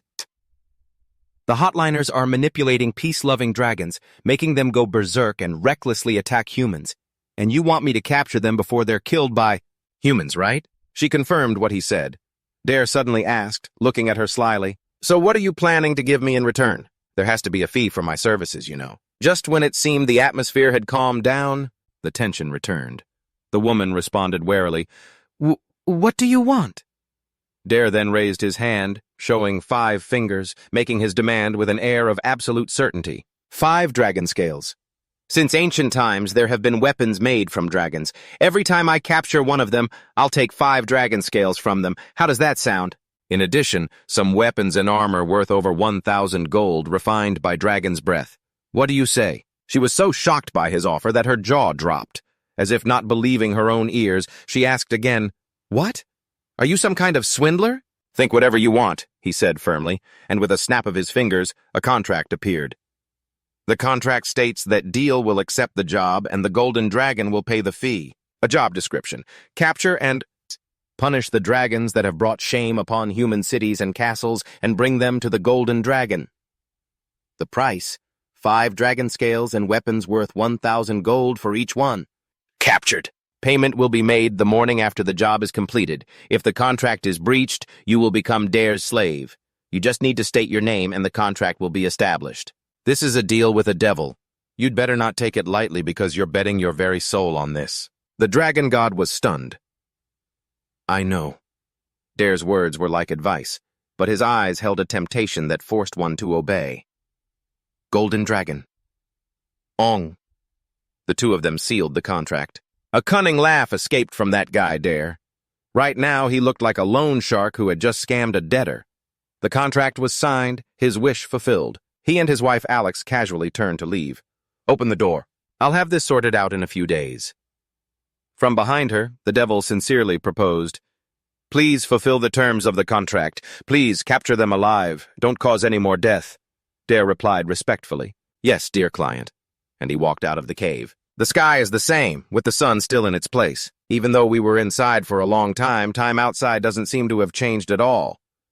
Things didn't go as planned, huh? Alex replied curtly. That's right. Suddenly remembering something, his face went pale with panic as he tried to run back into the cave to find that divine dragon. His voice echoed, That divine dragon. But tough luck for him, that damned divine dragon had sealed the entrance long ago. He was fuming, endlessly cursing that wretched dragon.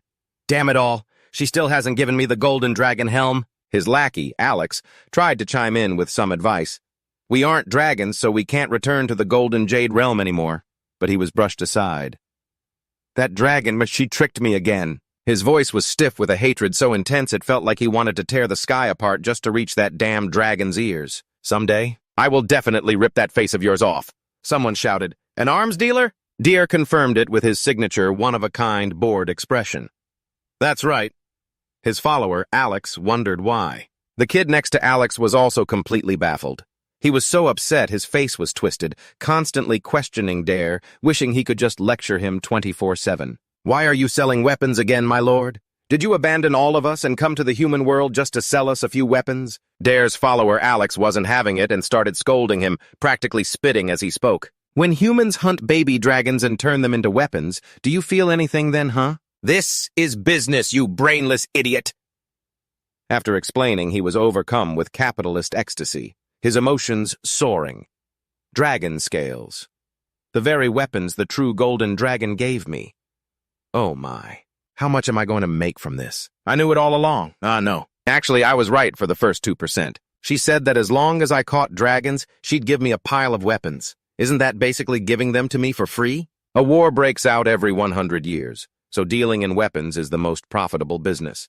It can never fail. Right? Seeing Dare's brainlessness increasing with no signs of stopping, Alex was completely bewildered. No. Without demons, how can there be a war? My lord, please think this through properly. The kid behind him agreed with Alex. Catching dragons is getting them for free? Annoyed, Dare turned back and dropped a subtle reminder that made him freeze. Besides, you idiot, do you still not know who I am? Then he turned, his eyes sharp as a hawk's, glowing with an evil red light. An inhuman twisted smile distorted his face, just like his current state of mind. In any case, selling weapons is just a way to fund my real plan. I don't intend to be a merchant my whole life. Have you forgotten? One who watches from the shadows, and another who possesses all the weapons in this world. As if understanding the hidden meaning in Dare's words, Alex smirked smugly and affirmed, just as I thought. So that's how it is. You haven't forgotten about hell, my lord. Having enlightened his follower, Dare then gave the order. Well then, take that useless waste of space and find us a useful shop. Get going. Now more energized than a bull, Alex scurried off with the kid to carry out the mission Dare gave him. Yes, my lord. After the underlings left, his ambition was now greater than ever, his excitement bordering on perversion. Why must I continue this business, you ask? My ultimate goal is, of course, to build a building. To be the landlord of the greatest building in this fantasy world. I'm glad you're an idiot. A wave of pleasure washed over him. He lazily relaxed on the nearby bed, waiting for his 2 underlings to report back. The sunlight was still just as blinding. As he was leisurely enjoying the sun's rays, he suddenly felt the urge to recall the events with that guy, Jack. I'm so sorry, my rank is only F. I'm just a useless weakling. Then he remembered the cursed dragon, and the words of that damned divine dragon. But you must capture them alive to avoid further bloodshed. Dare was speechless, thinking more deeply about the future. Now I've created a stable source of income and saved that stupid hero. So I guess that's that. I just need to sit tight and I can get rich. But what is this empty feeling? Blood and slaughter. What if I kill everyone in this town? Would I feel better then? Then suddenly voices pulled him deeper into his thoughts. Kill them all, destroy the world, make humanity your slaves. Turn the human world into hell. Then you will end this cycle of rebirth and death, deep underground where the sun no longer shines, that repeats every 100 years. His gaze grew firmer. Composing himself, he closed his eyes and banished the voices. Go to sleep and shut your mouth. By evening, his lackey Alex had finally returned. A new weapons shop. Its previous owner died during the dragon invasion, and this shop was bought for a low price. Not bad. You found one pretty fast. I haven't even had a chance to sleep yet, Dare replied to this passable achievement. Having just woken up, Alex proudly boasted, Once I heard about the real plan, I was too excited to sit still. Dare smirked. Right, of course. Let's strive to follow our righteous plan. They both discussed the dilapidated weapon shop. If we get Jack to work on it, this place could become a pretty good store. In the middle of their discussion, he suddenly asked, Jack can repair houses? Alex immediately added, That's right. He told me he used to be a carpenter. The man looked into the distance and mused. Really? For someone so young, he's pretty amazing. Deus casually asked again to confirm, But isn't a bloodline's rank passed down from generation to generation? I mean, even if a pure blood has a child, could that child still be F rank? Alex was quick to reply, That's right. And conversely, there are a few examples of a child of an F-rank hero and a saint becoming the ultimate victor. This made him ponder, so he asked Alex, It's all random then? Alex answered, Yes. Deus sounded a little regretful. So is there any hope for a lost cause? Just because a family is all F-rank, does that mean their child should be labeled F-rank too? Alex thought that was a bit ambiguous. Although it's not a skill, wealth is inherited. A family that regularly produces high-ranking warriors or saints will have riches fit for a king. With that money, they can raise their child's hero rank or bloodline rank in various ways. After listening, Deus glanced over and asked with certainty, So in other words, even if that child is F-rank, they can still become successful, is that right? He replied sincerely, yes, but since Jack himself said he's F-rank, he must have already been officially ranked as a hero. Deuce shot back at him. Do you have any idea what I'm thinking right now? He knew Deus was troubled, so he pretended to answer, no, sir. Not getting the answer he wanted, Deus's calm demeanor shattered. He grabbed Alex by the head, his face turning red with rage. You pathetic humans using money to decide your own hero ranks. Why do demons keep losing to people like you, huh? Why, you damn bastards! He could only endure it helplessly, held like a chick. He stammered, I'm sorry. Deus let him go. Ugh, never mind. The demon world isn't important anymore anyway.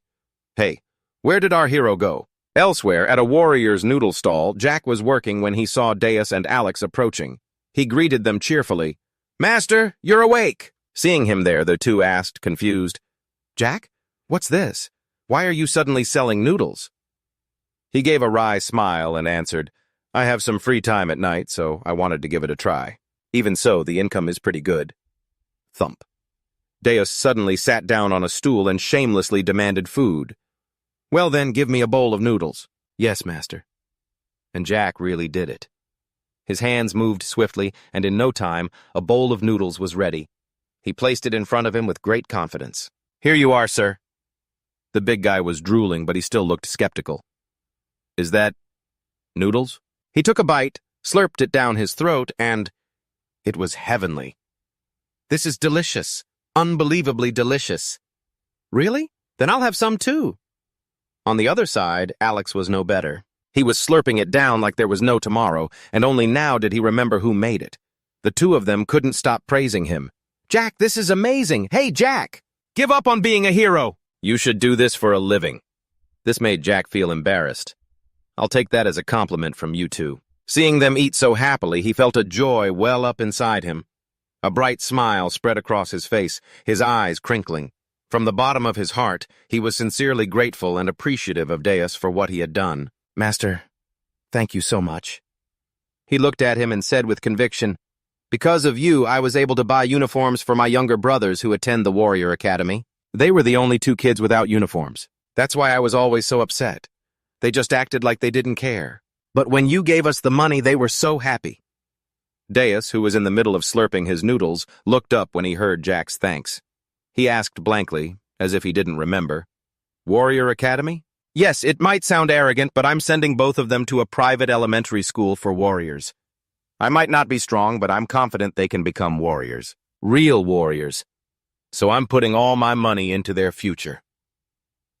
Just as the mood was getting sentimental, a man's shrill voice cried out from somewhere. What is this? There's a fly in my noodles, the man complained about the foreign object in his food. Damn it! I didn't want to eat at this rundown shack in the first place. But I was starving, so I decided to just grab a quick bite. And look at this. I told you I didn't want to eat at a dirty place like this. Beside him, a whiny girl was also copying an attitude. The man harshly criticized Jack's stall. Seeing this, Jack explained in a panic, I'm sorry, but there aren't any flies around here, sir. Flies? The man was already worked up, and upon hearing that, he threw the still hot bowl of noodles right at Jack. Jack cried out in pain. Nearby, Deus had started to notice the commotion. Seeing how ragged, skinny, weak, and small he was, the other guy took the chance to get in his face, yelling, What? Are you saying I'm lying? Hey, you bastard, do you even know who my father is? All I have to do is say the word, and this diner will be shut down immediately. As he was running his mouth, the guy suddenly froze, as if he remembered something, and that something was his identity. Wait a minute. Isn't this guy from the Holy Beach family? You mean that influential family? Half of Jack's body was red and swollen from the thrown noodles, with plenty still clinging to his head and shoulders. Realizing who Jack was, the two of them started mocking him like a comedy duo. Oh, I get it now! The woman from the family sneered at him. The surrounding customers also started whispering. Holy Beach? Oh my God, the Holy Beach family? What's going on? Since when did a hero start working as a chef? Feeling hurt, Jack weakly corrected them. It's not beach, it's beachy. Seeing this, the two monkeys escalated their taunts, making him feel profoundly insulted. I know all about it. The pathetic Beach family. Their father came to my house begging for a job, and now you bastard, are selling this trash on the street? Ugh, how disgusting. Like father, like son. And he calls himself a hero? A noodle-selling hero. Having heard enough from those two, Dare slammed the table and asked casually, "Do I hear a fly buzzing around here?"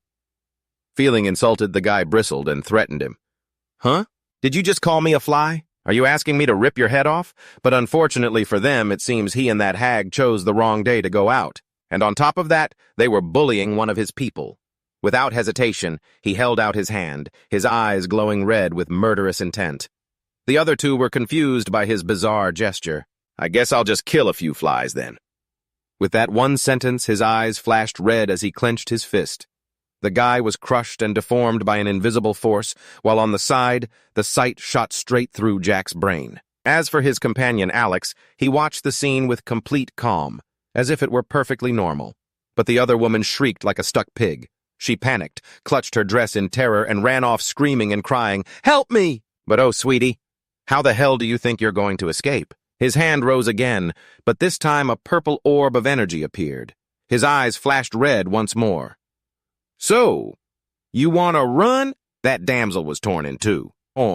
He crushed her midsection, which had been stretched out of shape, and in an instant, that wench turned to dust. Then he made a badass declaration. "Those who do not respect the heroes, who risk their very lives to fight for you, do not deserve to live in this world." His companion Alex, sitting beside him, was at a loss for words. After settling things, Dare went back to eating as if nothing had happened. "Let's eat."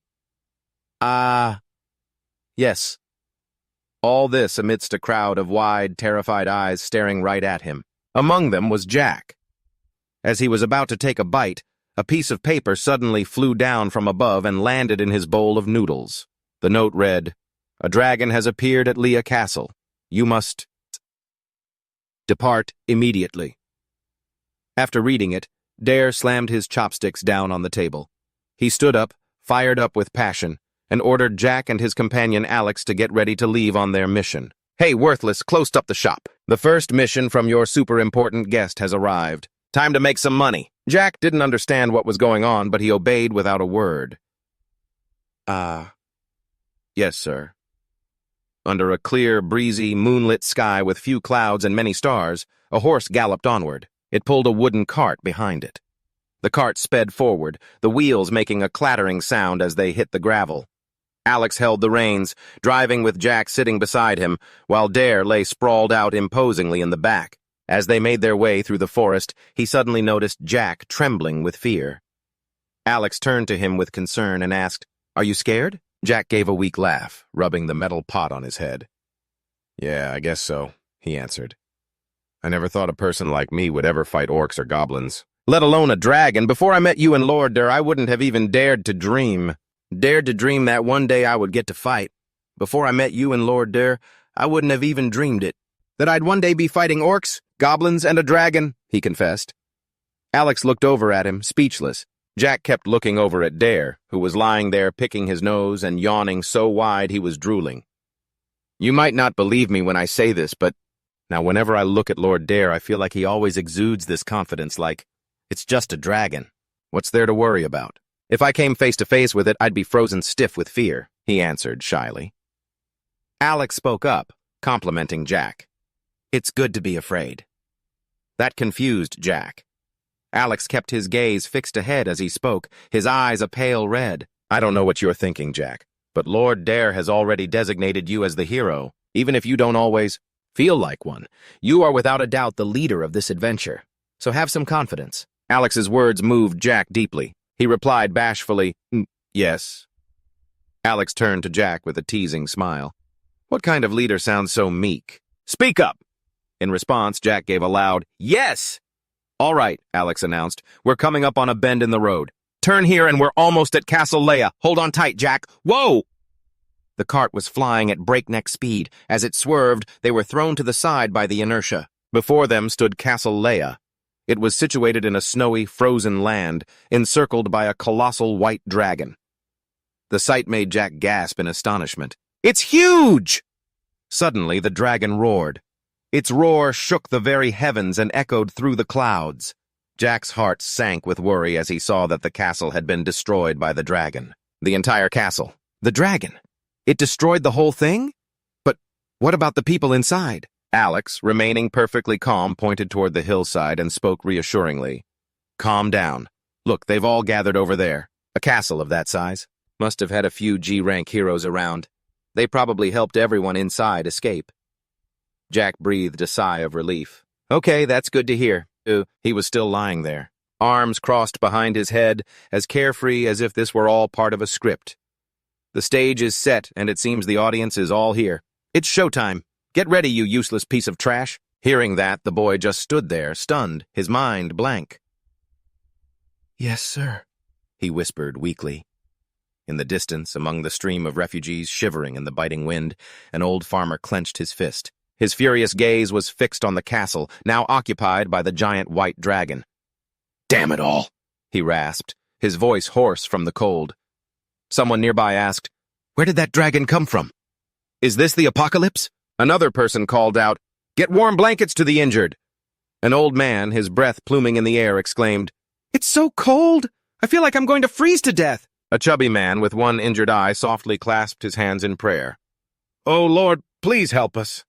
Someone nearby was annoyed by his prayers. He snapped, Damn it, will you stop praying already? Despite the man's scorn, he continued to pray earnestly. Please, make this blizzard stop. Oh, Lord, have you abandoned us? The man who had mocked the prayer now stared at a distant light, saying, Even the king has left us to fend for ourselves. Why would the gods be any different? But the man with the injured eye continued to cry out, Oh, Lord! A hand was holding up a protective shield of golden light, and atop the large rock sat a sluggish, pot-bellied man. Below him, a mage was chanting to maintain the defensive shield. The fat man yelled, It's so hot, it feels like a sauna in here! The fat man's face was flushed and dripping with sweat, despite being in a snow-covered wilderness. He kept ordering, Those heroes who went to find the savior for help. Where are they all? Gods, it's scorching. We need to get back to the castle. The old mage, trembling, reported, It's highly likely that the dragon has killed them all, sir. I can't make contact with a single one of them. The news sent the obese lord into a fury. He roared at the mage, What? Then go do something about it yourself. At this rate, I'm going to die of heat stroke. As he was losing his temper, a shout suddenly echoed out.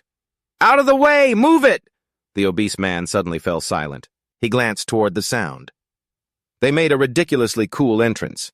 Jack, in his heroic persona, wore a metal helmet, a red cape, and his legendary briefs. Wielding a broom, they charged forward majestically, terrifying the obese man into a panicked frenzy. Jack advanced, his eyes glowing from beneath his metal helmet. Raising his hand, he swung his weapon. Someone managed to stammer out, A hero has arrived! The cart, driven by Alex, flew right through the obese man, sending him reeling. The force of the impact made him foam at the mouth, his eyes bulging wide as he tried to choke out the word, Hero! The terrified lord screamed as his soldiers scattered in chaos. Are you kidding me? Damn it, you're just some pervert in underwear holding a broom. They're running away! Catch them! He yelled, then looked at Jack with contempt. Even as Jack brandished his sword, tears of humiliation streamed down his face. This is so embarrassing I could just die, he thought. Their attack shattered the shield, and a blast of cold air rushed in, making the fat lord shiver uncontrollably. He roared in fury, spraying saliva as he pointed at the mage. Hey! It's freezing! Cast the spell again, now! The mage, kneeling fearfully below the rock, replied, Yes, sir!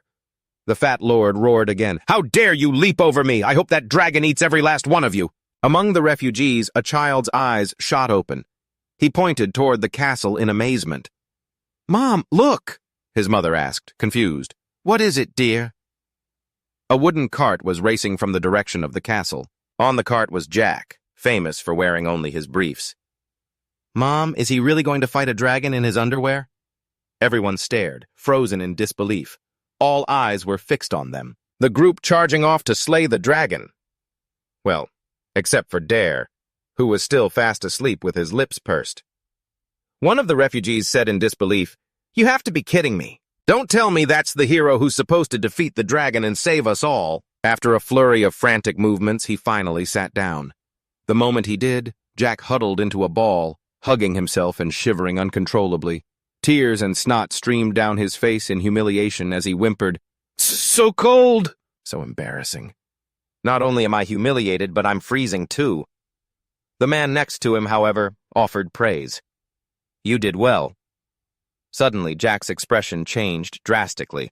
His eyes hardened as he stared forward. Thousands of people had been frozen solid. They were human statues of ice, all frozen with the same expressions of terror, screaming for help. So many people. They didn't escape in time. They all froze to death. Suddenly, Jack looked up, his blood running cold at the sight. There, perched majestically atop the castle, stood the imposing ice dragon. "We're almost there," he thought. Just then, Dater spoke to Alex and Jack. "Alex, you useless trash, get ready too." He remained perfectly calm, lying on the hay in the back of the cart with his hands behind his head. "The plan is the same. You, worthless trash, will stand where everyone can see you. You will grab that lizard and drop it right in front of this trash. After that, you, trash, will finish it off with one sweep of the broom. Got it?" The plan the Lord laid out moved him to tears, snot running down his face as he thought to himself, "I knew this would be the plan." The Lord continued to taunt him. "Especially you, Alex. Don't fool around like last time and make me step in." Alex turned and looked down at him. A confident smile spread across his face, as if victory was already his. "Rest assured, my lord." Suddenly, he pointed a finger into the air. A rift appeared, and he leaped onto the carriage seat. After an unpredictable transformation, Alex took on a different form with a more hideous face, standing tall on the carriage. "Last time, this humble servant struggled a bit, because I wasn't paying attention to their condition, but I won't make the same mistake again." The Lord gave a stern command which made him curious. "Alex, don't kill it. Capture it alive for me." He had shed his leisurely demeanor. In its place was the aura of a demon king. Alex was no less vicious, with red eyes and fangs like a cruel vampire. "As you command." "Yes, sir. In that case, I'll just beat it half to death." Then he turned and called out to the boy huddled in a corner from the cold. "Jack." Alex took off his hat and turned his head, as courteous as a gentleman, but his smile was demonic. "That dragon is huge, so things are about to get a little crazy. So make sure you stand firm and stay put, you hear?" Jack sighed and thought to himself, "I know." With that, he zipped into the spatial rift he had just torn open. "Well then, farewell." Jack, in a panic, reached out in his direction, calling after him chaotically, "Hold on, Sir Alex!" As he was panicking, the Lord spoke up. "Stop the carriage, you weakling!" Then he lay down on a pile of hay, drool trickling from his mouth, waving his hand dismissively. "I'm going to sleep here for a bit. Go deal with that dragon. Hurry up." Jack was speechless, replying, "Yes, sir." But then he suddenly spoke up. "But, my lord," Jack remembered the sight of the dragon's majestic roar, which had made him break out in a cold sweat. Could you come with me, sir?" "I feel like I'm about to pee my pants." Inside, he lamented, "I knew I'd be scared to death when I had to face it." A purple, multi-eyed monster clung to the white dragon's head. It appeared terrifying, wriggling leisurely, when a voice called out, "Hey!" Alex emerged from the spatial rift, tearing through the fabric of space, his hair and cape fluttering as he fell from the sky. He landed on the dragon's head. It had already seen him, turning its head and roaring at Alex. The multi-eyed monster, its eyes rolled up, had also spotted him. It elongated the spikes around its body, launching them toward Alex. The spikes grew, turning into tentacles that attacked him, but he dodged them all. Moving like a phantom, Alex darted like lightning across the tentacles, heading for its head, the brain of the purple monster. When fighting, he was dead serious, a far cry from his usual joking self. Then, quick as a flash, he attacked the white dragon's head, striking its vital points one by one. Then, with a single blow, he felled the once mighty white dragon, the impact echoing for miles. Jack, watching from a distance, saw the dragon go down, his hands trembling as he clutched a broom. Excitement, admiration, and awe filled him as he witnessed the earth-shattering battle between him and the dragon, making the blood in his veins boil. He screamed internally, "That was amazing!" even though the battle had just begun. Over by the castle, smoke and snow swirled, obscuring Jack's vision. He thought to himself, "I can't see anything with all this smoke. Has it started yet?" With a determined look on his face, Jack resolved to move forward. He thought, "I need to find a place where Sir Alex can easily find me." The Lord suddenly spoke up, throwing a wooden shield toward him. "Weakling," he continued calmly, "don't you always carry this shield with you? Saying something like a hero should at least have a shield? Isn't this a memento from your father? Besides, I've also cast a spell on it here. The shield floated up, enveloped in a purple-black flame that exploded with power. The Lord explained the flame. That's a protective magic barrier. It can even block a dragon's breath. Hearing that this shield was to protect him, Jack was moved to tears, thanking him silently in his heart. But he hadn't even been moved for 3 seconds before the feeling vanished when he saw the Lord had already rolled over. He was fast asleep, dead to the world. He only left behind a single "good night" before heading toward the dragon. "Good night, my lord." Jack ran for his life, his spirit now fierce and fearless. "I'll definitely do well this time. I need to get to a suitable spot quickly so Sir Alex doesn't have to wait," he thought, running while searching for a place to stand, snot dripping from his nose. An easily visible place, somewhere high and central.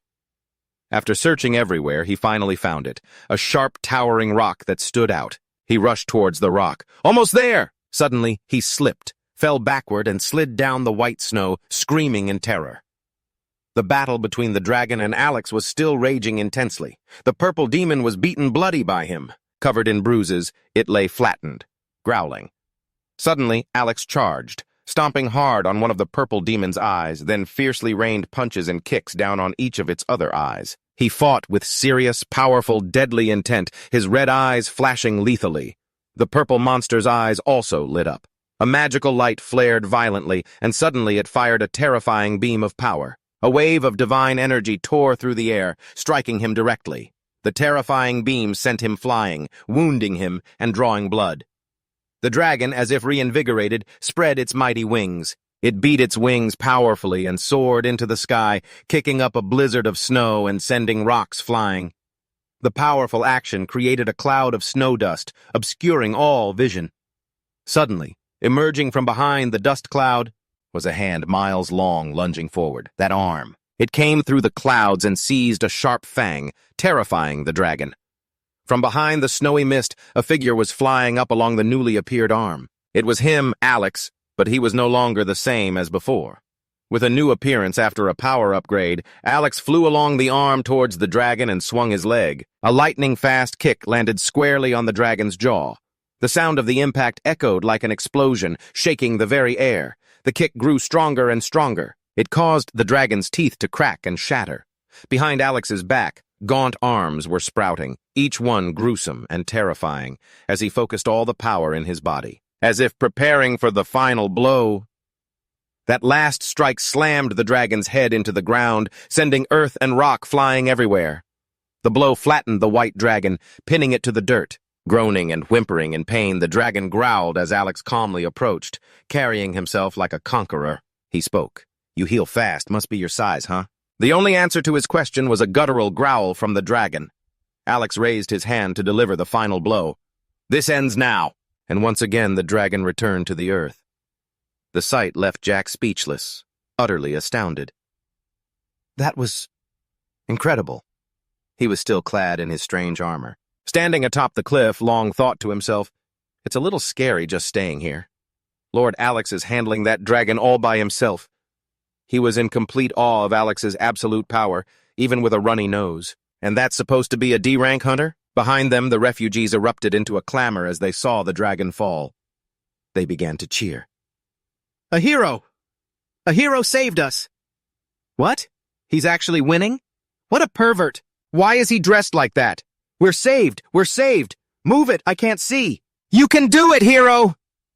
The Lord has answered our prayers!" They were overcome with joy, for just as they faced certain death, a savior had appeared to help them.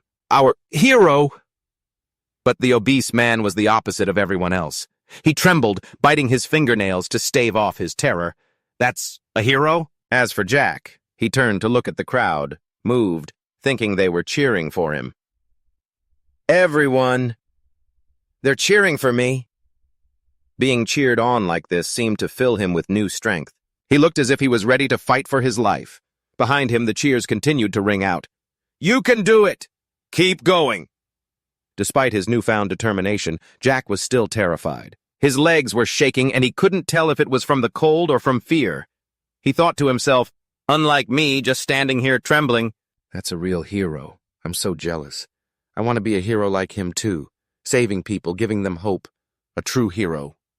Jack stood up, determined to make that wish a reality. Suddenly, he heard a faint cry for help from behind him. "Please, save me." Jack turned towards the sound, but all he could see were people who had been frozen into statues. One lucky couple had managed to survive. The woman whispered a desperate plea. "Please, save me, Sir Hero." Just then, the dragon's long, powerful tail whipped through the air. The tail sent Alex flying thousands of meters into the sky. Hearing the loud impact from his direction, Jack whipped his head around to see what was happening. Alex, who had been launched into the air, was now landing gently on a nearby rocky cliff. In his hand, he held a purple creature, the thing that had been clinging to the dragon's head. The dragon, as if reanimated, slammed its foot down, shattering the rocks beneath it. It let out an aggressive roar in his direction. It was as if it was trying to speak in some strange language. The language of dragons. Alex seemed to understand its words. He asked just to be sure. "So, you can regenerate infinitely as long as the host isn't dead? It's a parasite, then?" He stood motionless for a moment as if pitying the creature. "But you're already dead. You're nothing but a zombie dragon." A massive claw scraped against the ground. An enormous dragon, its body formed from razor-sharp shards of ice, looked absolutely terrifying. It opened its maw wide, revealing rows of sharp teeth as it let out a deafening roar. Alex watched the massive dragon from a distance. His face was covered by a magical barrier, leaving only his red eyes and nose visible for breathing. So they can multiply indefinitely, unless they're removed from the host, that is. Truly a zombie dragon? The massive dragon spread its wings wide. Seeing this, Alex's eyes flashed with a menacing red light. "If I can't kill it, I'll just have to cut off all its limbs." The dragon dug its claws deep into the ground, gathering momentum. It shot forward at a dizzying speed, its target the white-haired man directly in front of it. Just as the dragon was about to strike, Alex's eyes narrowed. At the same time, he called out the name of his technique. "100 hands!"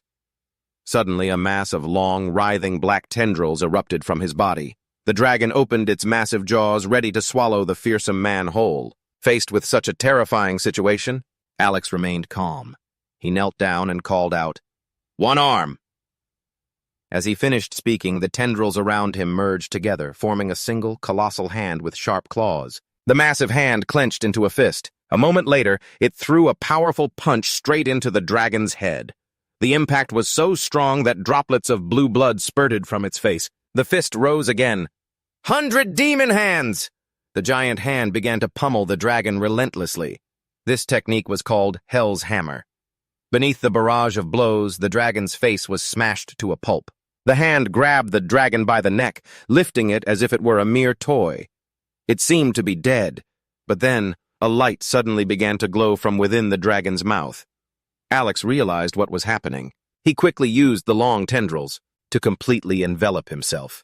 A massive blast of energy shot out, striking the hand that was gripping its neck.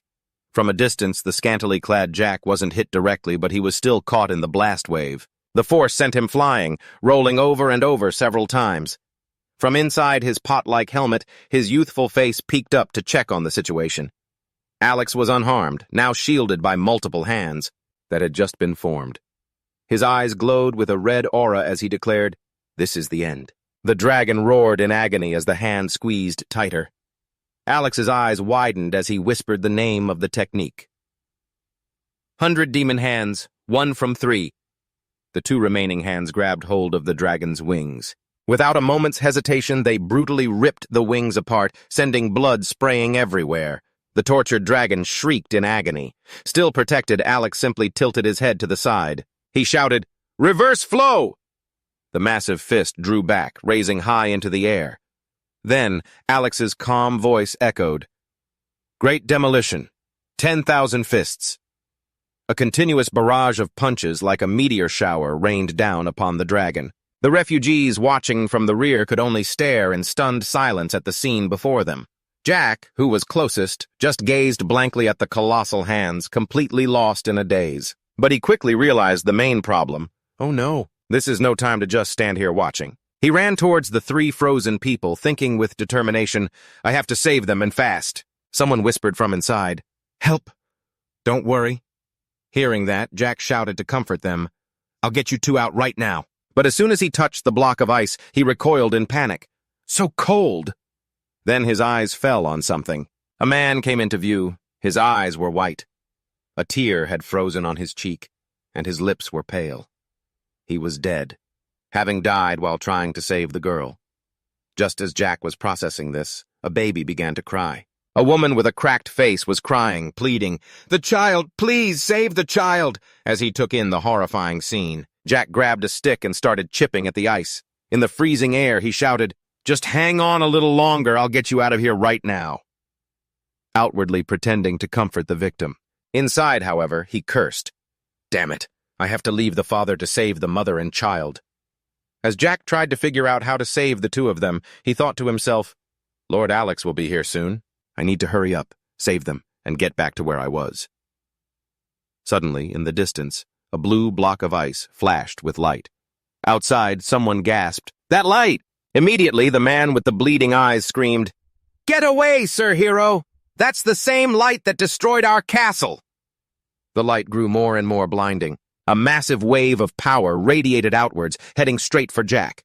He was struck directly by the force, his entire body sent flying into the air. The nearby rocks were also swept up. There was something causing this current of air to spread rapidly. Faced with the explosion of terrifying power, people quickly fell back and turned to flee.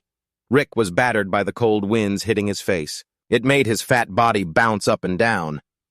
So cold. The dragon, which they thought was dead, was now standing on the icy ground. One of its eyes had been completely destroyed. Alex's deep, hoarse voice rang out just like before. His entire body was now covered in strange patterns.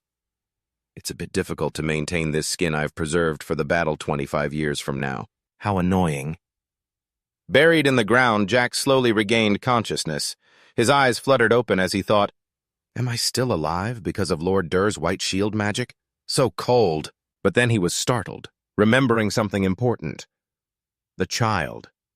Across from him, a baby was wailing, perhaps from the cold or from the death of its mother. Amidst this scene, Rick couldn't help but sigh in relief. The child is still alive. But then he cursed under his breath. "Damn it! The mother! Hang on, I'm coming! Just as he was about to push himself forward, he suddenly collapsed. His eyes quickly glanced behind him. Jack's condition was absolutely tragic. From the shins down, his legs had been shattered into pieces. Back to the dragon, the man with the injured eye shouted in fear, "It's coming back!" and hurriedly yelled, "Sir Hero, run!" With tears and snot running down his face from the cold, Jack thought with determination, "I have to save the child. I'm a hero, even if I'm a useless one." In the background were the shouts of the people. "Sir Hero, look out! Sir Hero! Sir Hero, this way!" Jack continued to crawl towards the baby. "Maybe I can't save everyone like other heroes, but I will save you." Alex, standing next to the dragon, asked coldly, "Don't you realize it's useless against me?" A strange figure mocked, "That's why you lot are always being used by humans. You foolish lizard lord." The dragon seemed to understand the creature's taunt. A blast of ice power erupted. From a distance, Jack shielded his face with his hands, and then he was thrown back once again. His slightly cracked eyelids squeezed shut. When he sensed no more movement, he slowly peeked open his eyes. Someone was squatting in front of him. "I truly don't understand," Dur said, bored, resting his chin on his hand as he stared at the person lying opposite him. "How could they think they could defeat me when they're this weak? They're like candles in the wind, extinguished with a single puff. And yet they sacrifice themselves to save others. Did we really lose to them 66,500 years ago?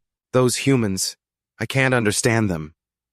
The boy, his face completely pale, stammered, "Lord Dur, I'm sorry I couldn't get there in time. I'll try harder next time." And with that, the boy passed out. Next time. Under the warm sun, the sleeping Jack slowly began to wake. But he immediately squeezed his eyes shut again, as if remembering something important. The boy, wrapped in bandages, shot upright. "That dragon? What happened to that dragon? Lord Dare?" In front of him now was a large, ruined room. There was no ceiling, so sunlight streamed directly in. "Is this Lord Dur's room?" Confused, Jack rubbed his head, his face a complete blank, with no idea what was going on. Wait, why am I here? Did I pass out?" The boy's gaze shifted to his side. His left hand had sharp stitch-like patterns on it. He hurriedly grabbed the blanket and threw it back. It was just as he'd expected. Beneath it were his intact legs, with suture marks. My legs? He thought he was completely crippled. How? Suddenly, two voices were heard from outside. This divine dragon isn't half bad. These things aren't as bad as I thought, are they? Yes, I suppose so. The boy knew who it was instantly. Is that Lord Dur's voice? Ignoring the pain in his body, Jack rushed outside, shouting, Lord Dur! Below him were Alex and Dur, smiling and talking. Oh, you're awake. Seeing the other person, the kid got all flustered. Yes, but how... Wait, before that, what about the dragon and the child? Jack thought to himself, there are so many things I want to ask. The man's lips curled into a slight smile as Doe spoke gently, his relaxed face looking incredibly handsome at that moment. The dragon and the child have both been dealt with, so you don't need to worry. If you're rested enough, get down here and clean up this mess. We still have to open the shop after all, right? The useless wretch froze, his hand still held in the same position. The boy thought happily, his cheeks flushing red. Just seeing his face makes all my worries disappear. Jack shouted enthusiastically, Yes, master. From then on, they continued to take on missions from the dragon god, their eyes, full of life, gleaming inside the cauldron. A giant silver dragon was spitting fire. Around it, panicked civilians fled. Run! Help me! Someone from behind pointed a finger at the other person. You useless thing! He lay sprawled comfortably on a pile of straw and ordered, You attack! Jack shouted seriously. Sir Alex, I'm ready. A magic circle appeared over the dragon's head. Hearing the boy's voice from below, Alex quickly got ready. When the dragon saw him, it spewed out a strange language. Immediately after, Alex charged towards it. Every time they successfully killed a dragon, someone would come and take it away. But he had no idea how they took it. Jack's joyful voice rang out, Master! This master was drowsily rubbing his sleepy eyes when suddenly a sword flew up into the sky. It was a pile of very special weapons. He looked down, bewildered.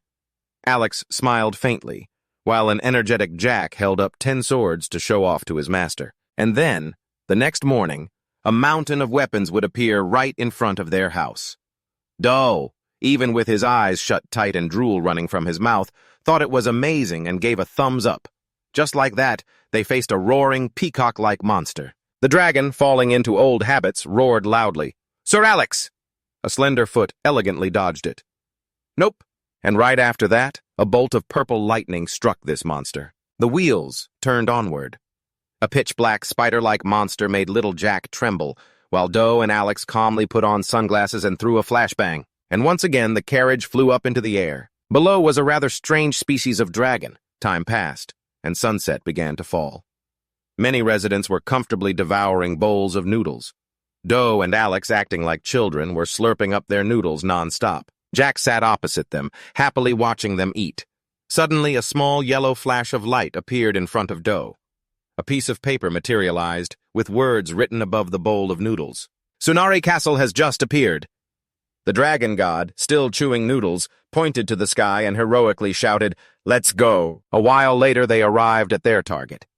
In contrast to Jack, who was fighting seriously, Doe was lying sprawled out comfortably. His eyes suddenly widened, and then he slowly gave the order. Attack. Hearing this, the boy obediently replied, Yes, sir. Jack's small body hovered in front of the enemy dragon. The opponent prepared to spit fire to kill the human before it. Immediately, the boy, completely unafraid, used his weapon and shouted, Demon King slash! The dragon took a painful blow to the face, and drops of blood spurted out. Then more spurted, and more. And just like that, more valuable items came to the boy. His legs, drenched in blood, stepped forward, his upper body covered in gore. Behind him lay the slain dragon. Suddenly the boy heard something. It turned out to be the villagers who had fled. They had witnessed the entire thing. Bowing their heads between Jack and the dragon, one said, Look, it's a dragon hunter.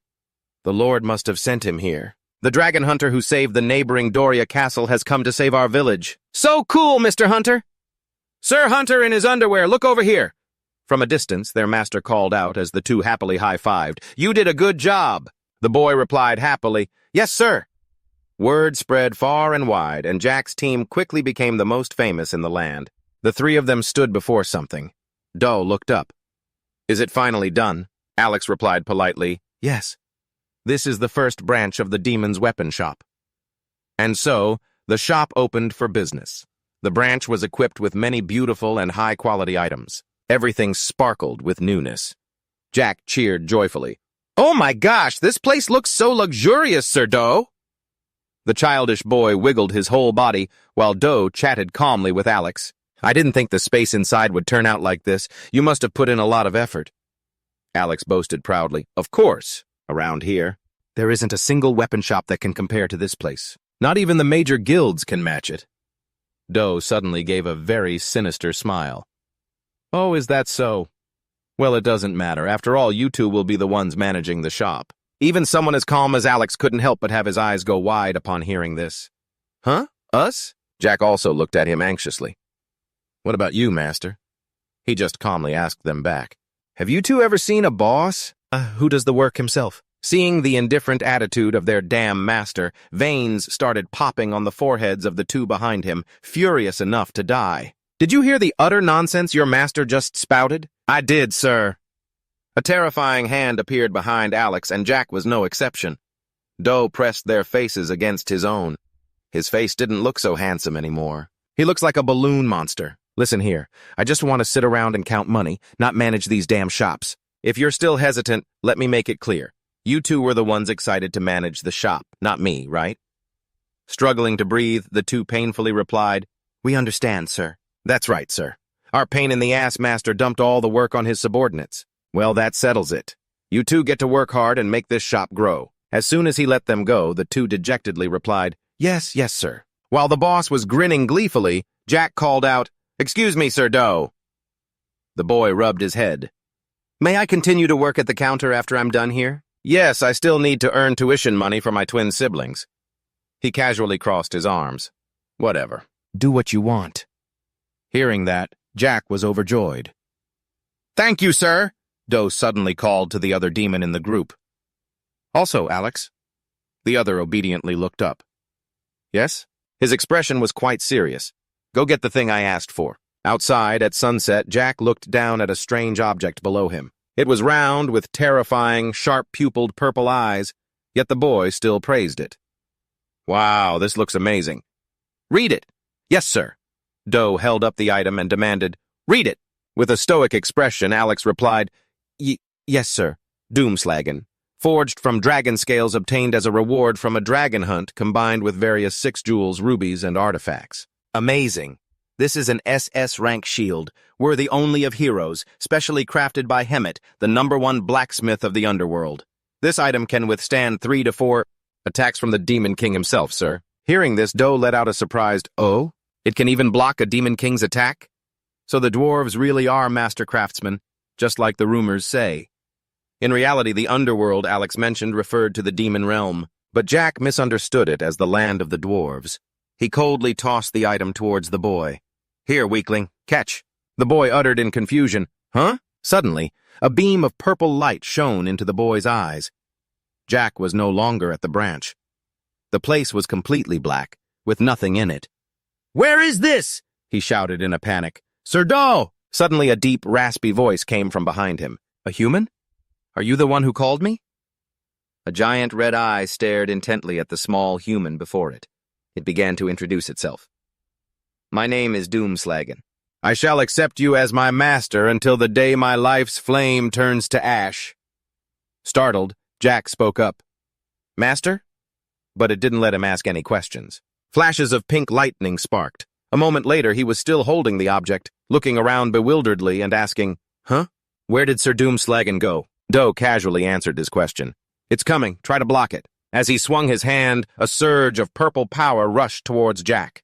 The eyes on the object flashed, and the boy's entire body was thrown backwards, suddenly smashing through the wall. The quiet Alex cursed at his master in frustration. Seriously, what kind of boss destroys his own newly built shop?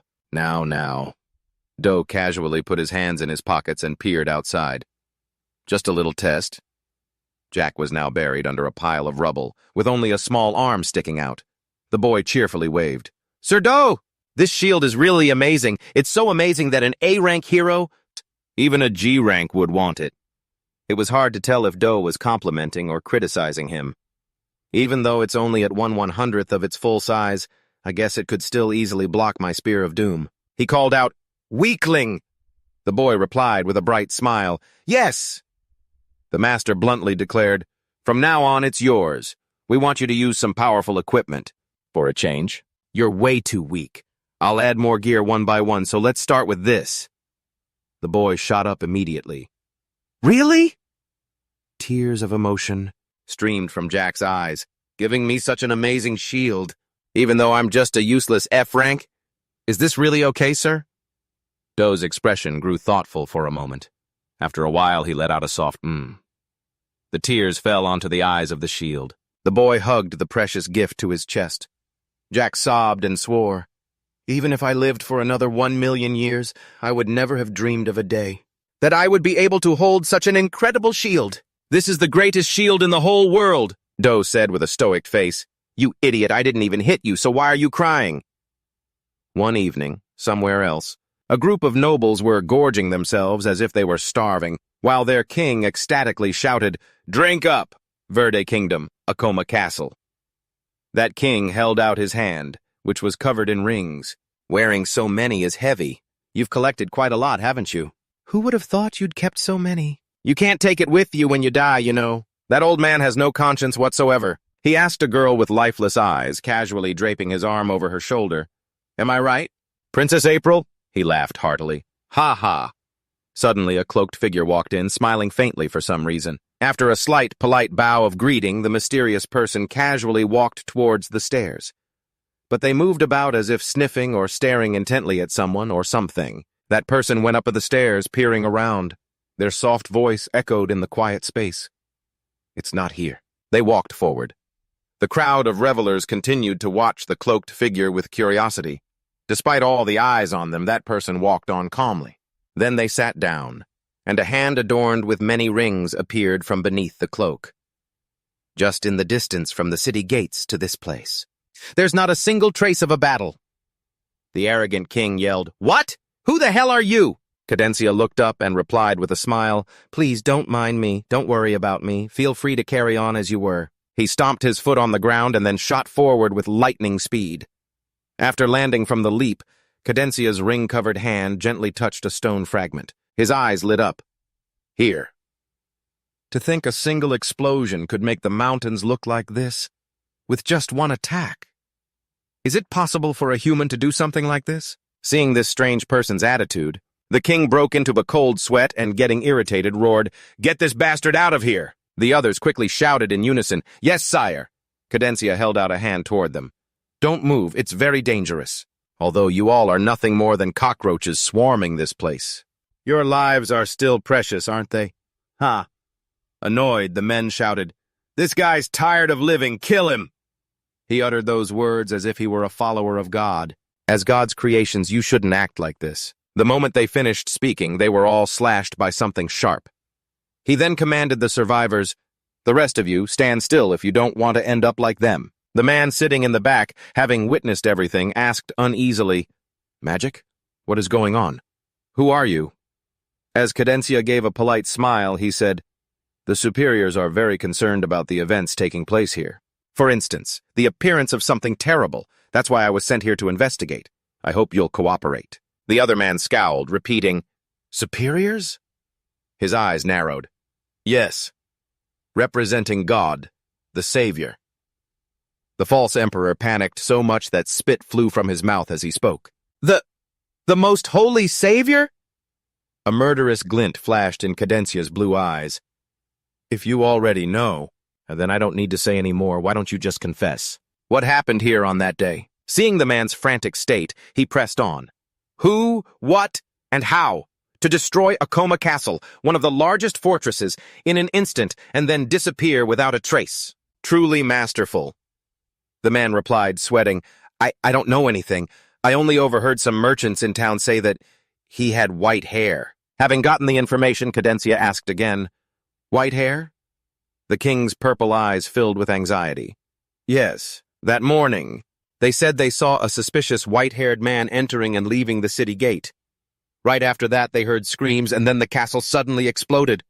He stammered in fear. That's all I know. Only God knows what happened next because everyone in the castle died. Cadencia smiled faintly and said nothing. After a moment, he turned around. Thank you for the answer. Goodbye. The other king, still sitting on his throne, shouted loudly, He is the savior of this place! You could never understand. The tyrannical rule of King Verde had become far too arrogant. Acoma, the greatest fortress in the world. What a joke. It was built with the blood and flesh of the common people in this city. That white-haired youth. He is the savior sent by God to kill that tyrant, and to help us take back what is rightfully ours. He is the true savior, far more capable than that pathetic wretch who uses the divine for a life of luxury. Cadencia was no longer smiling. His eyes flashed as he said, Well said. However, we will be the ones to determine whether he was sent by God or is part of some fallen force. He gently raised his hand. And another thing. The man's head was instantly severed. How dare you insult him? Die! The man kicked something with his foot. There you are, you damn germ. Standing nearby, Alex corrected him. It's a parasite, not a germ. The man dismissed the comment. Same thing. Anyway, just report the position and let the golden divine dragon take care of the rest. Alex nodded. Sounds good. They walked leisurely across the grass, the man with his arms crossed behind his head. He spoke first. At first I thought it was kind of fun, working like this. But when there's this much to do, doesn't it become a pretty serious problem for the dragons? For things to have reached this point, the golden divine dragon should have just taken a stand and ended things. After all, she claims to be a divine dragon. Alex seriously answered his master's question. The reason she can't take care of herself is probably because she's injured and in the body of a mortal. He didn't understand at all and asked, What does that mean? He calmly answered his master's question. I'm not entirely certain, but it's likely related to the records in the Library of Space-Time. Doe repeated his words. The Library of Space-Time? Alex continued to explain. That's right. It is the place where the history of the world, officially recognized by the gods, has been stored for a very long time. While memories or ordinary documents can be easily manipulated by spiritual magic, once something is recorded in the Library of Space-Time, it can never be altered. It's irrefutable ironclad proof. Doe was starting to understand. So the reason the Golden Divine Dragon is acting like this is because she's afraid of being recorded in the Library of Space-Time. So, in another dimension, her appearance here is a secret that can't be revealed? Alex replied with a stoic face, Something like that. The two of them went on like that, one asking, one answering. Why? How would I know? How could a normal guy like me understand the personal problems of the gods? The dragon, that's adult business, huh? When the two of them reached the carriage, they found Jack sound asleep. Huh? This useless bum fell asleep again? Alex's cold expression softened. Perhaps he's just tired. He acted as if nothing happened, but he just faced a dragon that even an S-rank hero would have trouble dealing with. Perhaps only he could have done that, because he learned how to defend against and confront that dragon. Suddenly, something caught Doe's eye. Huh? What's this? Why is he carrying a shield, but has it wrapped in cloth like that? Alex explained again. He said that he always cherishes that shield. Therefore, as it's something incredibly important to him, he plans to pass this shield down to his younger brother when he becomes a hero. Hearing this, his master laughed loudly. What an idiot! Tell him to just unwrap it and use it, then buy a new one for his little brother. He laughed along too. Indeed. He walked away and said, Hey, let's get going. Just toss him in this carriage and let him keep sleeping. Alex, like a father caring for his tired child, replied, All right, all right. The carriage moved slowly through the starry night. Suddenly, a question popped out. It hasn't come off yet? Alex turned his head, confused. Huh? Seeing the other's blank face, Doe had to clarify. The bandages on Jack's arms and legs. Only then did he understand the issue. Ah, right. He made a joke. I thought those doctors would do a half-assed job, but it seems they're quite dedicated. Doe said with a laugh, Well, if you dare to chop them off, you have to know how to stick them back on, right? I guess they must have done that a lot. Anyway, do you think if he'd had a better start in life, he could have become a great hero? His sense of responsibility is very high. If he had the chance, I'm sure he could do it. The sound of his subordinate's laughter rang out next to him. My lord, please don't say such ominous things. If that were really the case, then within 25 years, the two of you could become enemies. Doe's face lit up. Why would I do that to that idiot? Annoyed by this naive expression, Alex yelled in frustration, Because you walk the path of the Demon King! The other man still played innocent. Huh? What are you talking about? Just a quick glance is enough to see that I look more like a hero's cherished companion than a demon king, right? Hearing that, he gave up. I'm speechless, my lord. He returned to his normal demeanor and asked with a smile, but if it really did turn out that way, would Jack become a hero of humanity? The other man answered bluntly, that's impossible, because he doesn't belong to Generation Zero. Puzzled, he repeated, Generation Zero? His subordinate's red eyes were filled with seriousness. Correct. That is the natural law of this world. The final hero must be born in the 5th generation. An ordinary person has a child at age 20, and their child has a child at age 20, and so on. By the time the 5th generation child turns 20, exactly 1 century will have passed. In that very year, the Demon King will descend and that child will declare war on us. After that, the cycle of Generation Zero begins again. Among the children of Generation Zero, only one can possibly become a hero. Furthermore, a 4th generation child like Jack could never become a hero. Only his child might have a chance. As he was lost in his explanation, his master suddenly burst out laughing. He smiled, looking up at the sky. Every century, when the Demon King wants to invade humanity, a hero is born. That's the law of the world, huh? What a ridiculous game this is. Deus continued to laugh to himself. Seizing the moment, Alex asked a question. Sir, can you tell me now why you left and didn't want to be the Demon King? Amidst the serious atmosphere, Deus nonchalantly asked, Haven't I told you yet? He nearly shouted with laughter. Not yet. Deus touched his mouth, saying in bewilderment, Really? I was also wondering why I hadn't said anything yet. Hearing that, Alex gave up. How would I know? Just as Deus was about to state his reason, it's nothing. I didn't want to become the Demon King because something suddenly flew over their heads. Seeing the burning object, they both whispered, Isn't that an airship? Looking like this, it must belong to the royal nobility, don't you think? It's being attacked by a dragon. Deus sighed wearily. A dragon again? Are dragons really that easy to find in this world? Suddenly Alex's voice turned grave. How can that be? That symbol. The holy fur, the symbol of the pure blood line. Deus's face broke into a grin as he asked, Pure blood, you say? He replied immediately, That's right. Then he explained, It's a clan that has produced hundreds of heroes, carrying the noblest of pure bloodlines. I don't understand why 2 species that have been allies for thousands of years would turn on each other. Everything that's been happening lately is so hard to understand, really. Suddenly, his master called his name. Hey, Alex. He looked at the other man, confused. What is it? He gave a smile of utmost innocence against the backdrop of the burning ship. Let's go watch the show. Hey! A group of knights was pulling something quite large forward. Be careful. Watch out for the fire. Hurry up.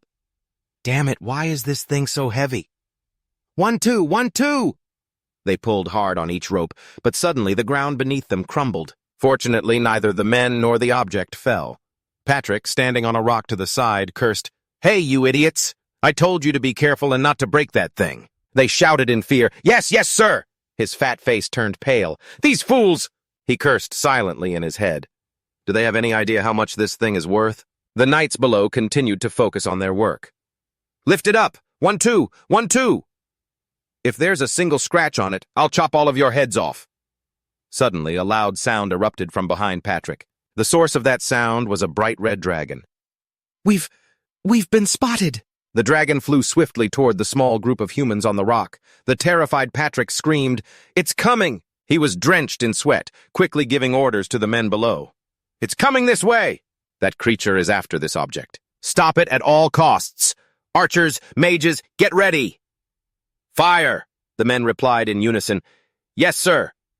One side held bows, another used talismans, and another used magic. Sparks flew from the dragon's mouth.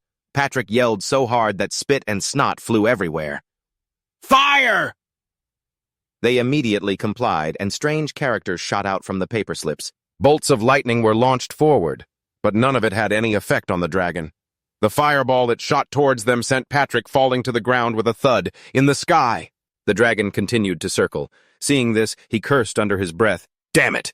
And hurriedly turned his head down to ask, Where is the object? Is it still safe? The knights, helping the others lie down, replied, Yes, sir, no problems here. They groaned in pain.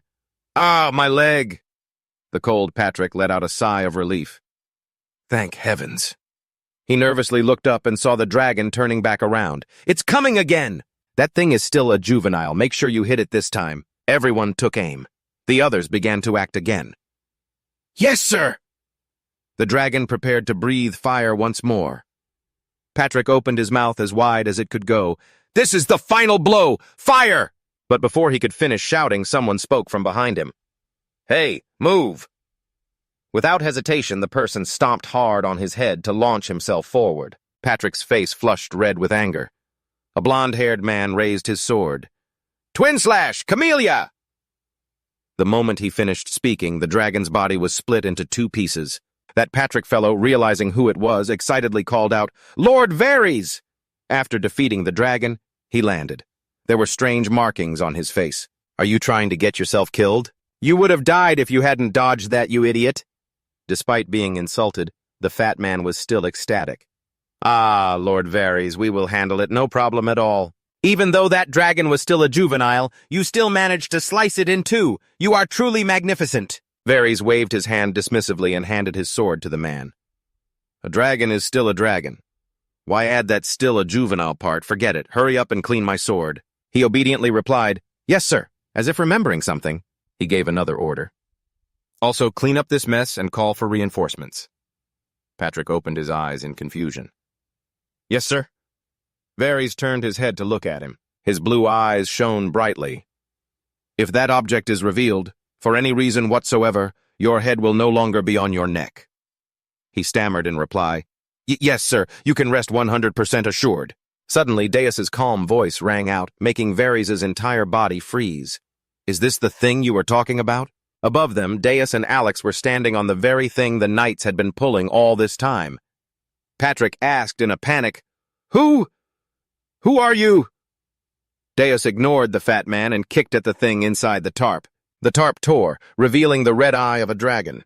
Seeing it, he remained nonchalant and asked in confusion, What's this? You said it was an item, but it turns out it's just another dragon? Suddenly, Dewar saw something. He remarked that its eyes seemed normal.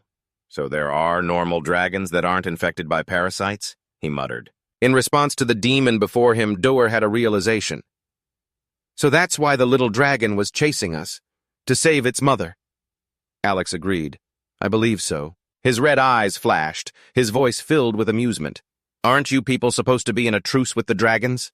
Are you part of the hero clan? I smell a conspiracy here, Varys thought grimly, then spoke. Looks like we'll have to clean up a few more bodies. Watching this, Alexa whispered, My lord, why did you provoke him? But his master was simply intrigued by something new. Aren't you curious about the skills of a direct descendant? I thought Varys would draw his sword, but no. Deal with them, Patch hurriedly replied. Yes, yes. He opened his mouth and roared, his face contorting into a horrifying expression. I don't know who you people are, but you've seen something you shouldn't have. Men, take them down! The knights raised their swords. Yes, sir! Dewar stared intently at the back of the knight-like man. He's just leaving like that? I had such high hopes for a direct descendant of a hero like him. How boring. Alex, kill them all. In contrast to his master's childish appearance, the subordinate calmly asked, But, Sir Dewar, aren't we supposed to be playing the part of the hero's companions? Dewar asked in confusion. What's that got to do with anything? The other calmly explained, Wouldn't it be bad to fight a direct descendant when we're the hero's companions? Hearing that, Dewar realized something. Now that you mention it, thinking back, was he a holy, just like Jack? Alex answered his master's doubt. Yes. The hero clan is always holy plus the name of a tree. It signifies that they've been blessed. Dewar asked his perfect subordinate dreamily, Was the first hero a tree or something? Why do they like using tree names so much? The two continued their conversation. They used the name of the most common tree in their territory. What's with that? It's not like it's Arbor Day or something, so ridiculous.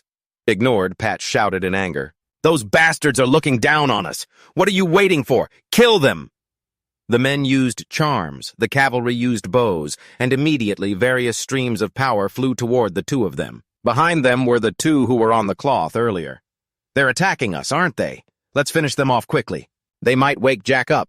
The two continued to chat casually while Patch sweated in fear. What? When did they get there? Alex frowned and asked, "Killing them isn't difficult, but are you sure about this?" Dewar was quite annoyed by his subordinate's caution. "Why do you keep asking?" he snapped. Alex had no choice but to repeat himself. "Didn't I already tell you? Aren't you the hero's companion?" Dewar pouted childishly. "So what do you want to do? Beg them to forgive us and let us go?" Not getting his master's joke, Alex calmly pointed toward the cloth. "It's probably too late to ask for forgiveness. Not after we've seen a secret this huge." Unable to take it anymore, Dewar screamed, "Then what do you want me to do? You're so annoying!" Once again, the two of them started chatting, ignoring everyone else. "Can't we just run? Are you afraid of them?" "I am Alex." "Yeah, right. Alex the scaredy cat." Patch was so furious steam was practically coming out of his ears. "How long are you bastards going to mess around? Kill them now!" The crowd rushed toward the two demons. As they did, Alex glanced at someone trying to launch a sneak attack. "I didn't want to get involved with the hero clan, but I suppose it's unavoidable." He took a deep breath, then spat out a blinding flash of light, throwing the other side into a panic. Meanwhile, Jack was still sleeping soundly. The boy snored away comfortably, drool trickling from his mouth. Knights holding shields and hammers charged at the two demons. A mage leaped into the air, sparks forming a fist of fire in his hand. Alex calmly watched the flames about to be launched at him, then spat out a ball of light that shattered the mage's bones. A knight holding a jar rushed past Dewar. Alex's red eyes flashed, and in an instant, the man was defeated on the spot. The others froze in place when they saw it. But before they could escape, Alex used his sharp claws to tear them to pieces. Hands and feet lay scattered on the ground. In the midst of this bloody scene, a cavalryman with the bow aimed at him, loosing a flaming arrow. "Fierce tiger shot!" Alex coolly brought two fingers together, and with a single flick, the man dropped dead. A magic user who hadn't given up yelled, "Lightning strike!" He used his hands to form an open circle, creating two magic rings. The sorcerer's lightning bolt passed through them and was reflected back at its master. The man fell down, dead on the spot.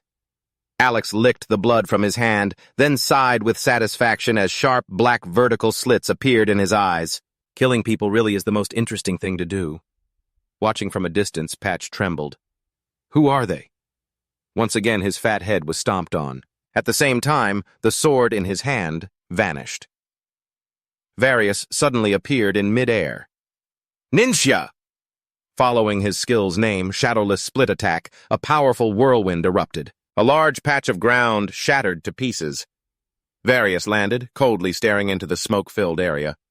A voice rang out from above. "All this dust! Can't you be a little more gentle?" He slowly turned his head to look up at the two demons, who had been standing high above him for who knows how long. Varius spoke up. "Who are you people? You easily killed my clan's soldiers and even dodged my sword. Are you a blood soldier from the Dark Assassination clan?" In contrast to the other's cold expression, Deus chuckled mockingly. "Tisk, tisk, wrong! Does every strong person have to be a blood soldier?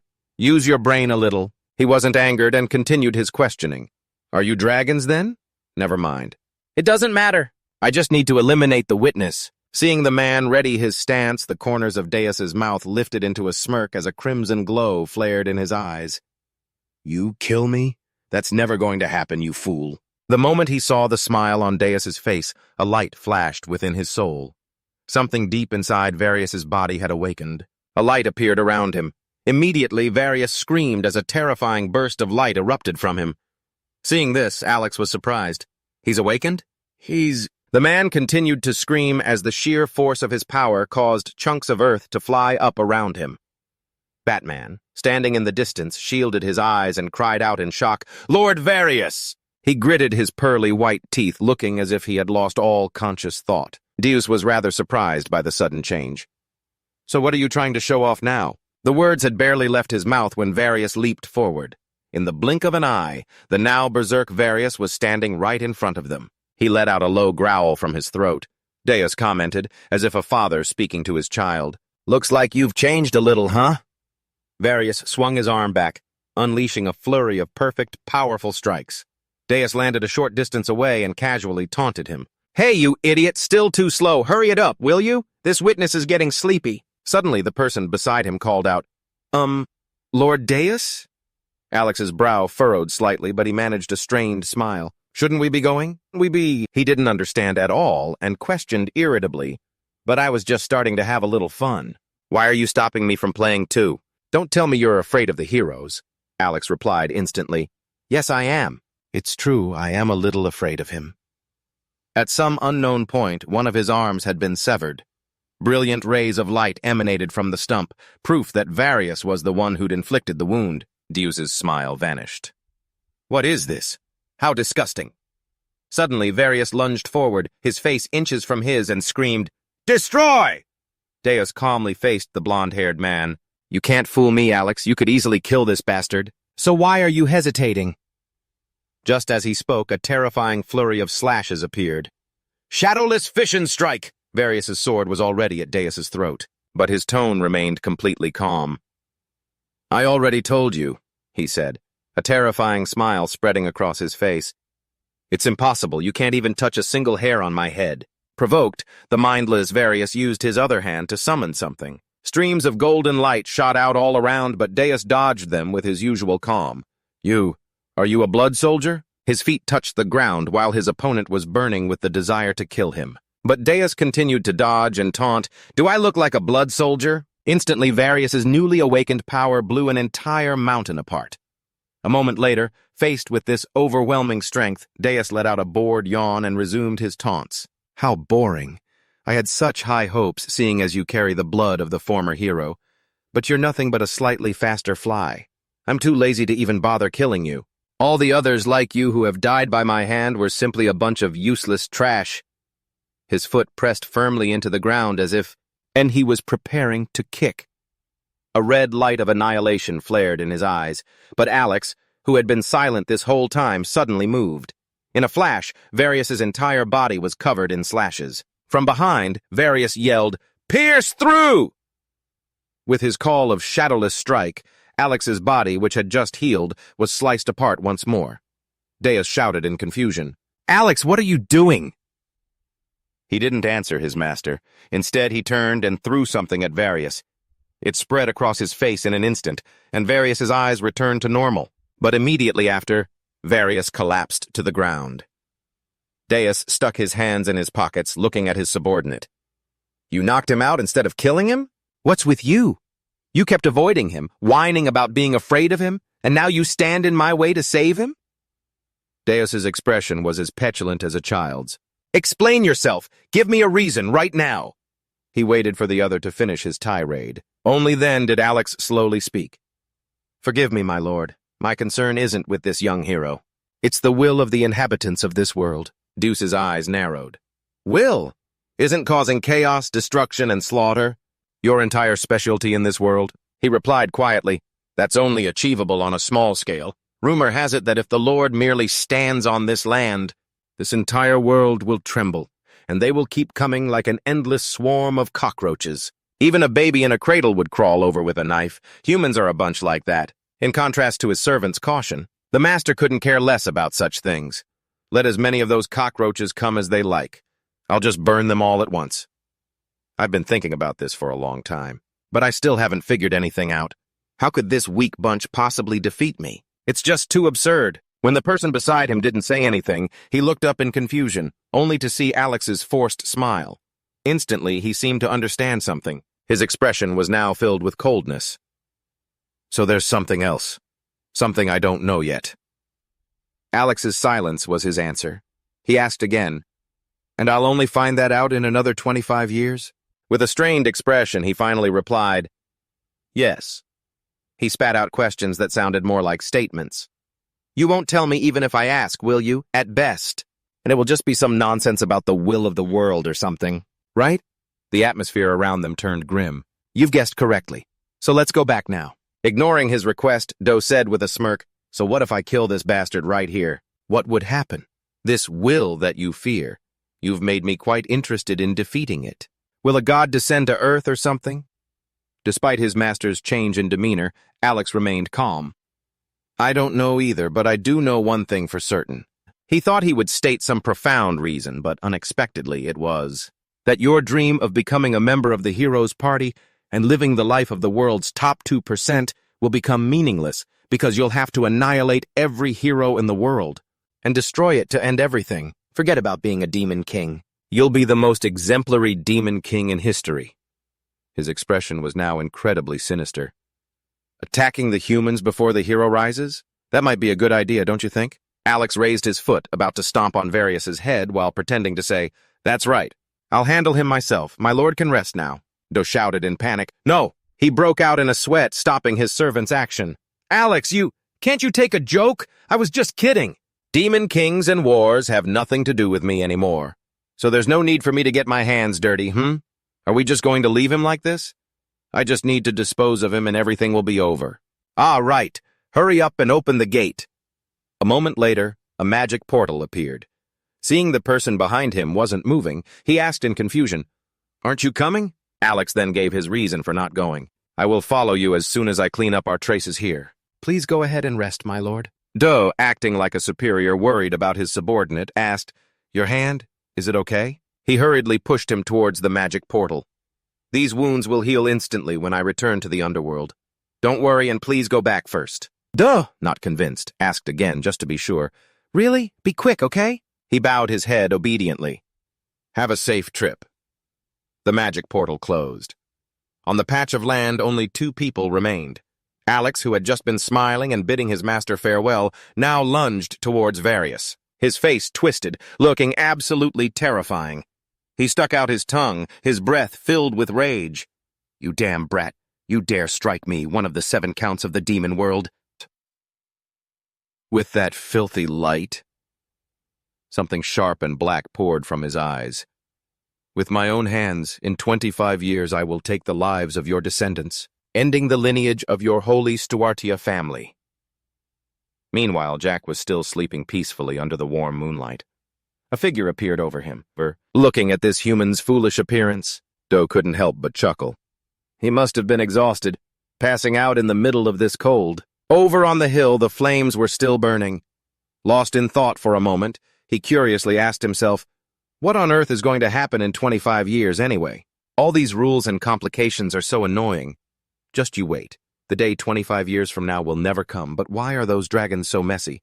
That stupid dragon. Does she even know what's happening to her children? Suddenly, a sweet feminine voice rang out from above. "The stupid dragon you're talking about. That wouldn't be me, would it?" It was the golden dragon. Seeing her, his face went blank for a moment. Then he finally agreed, "Yes, it's you exactly." Despite the girl's sudden appearance, Doe's expression was not surprised at all. "Have you been following me this whole time?" The golden dragon's golden dress fluttered in the night. "I attached one of my feathers to you," he corrected her. "You mean a piece of fabric."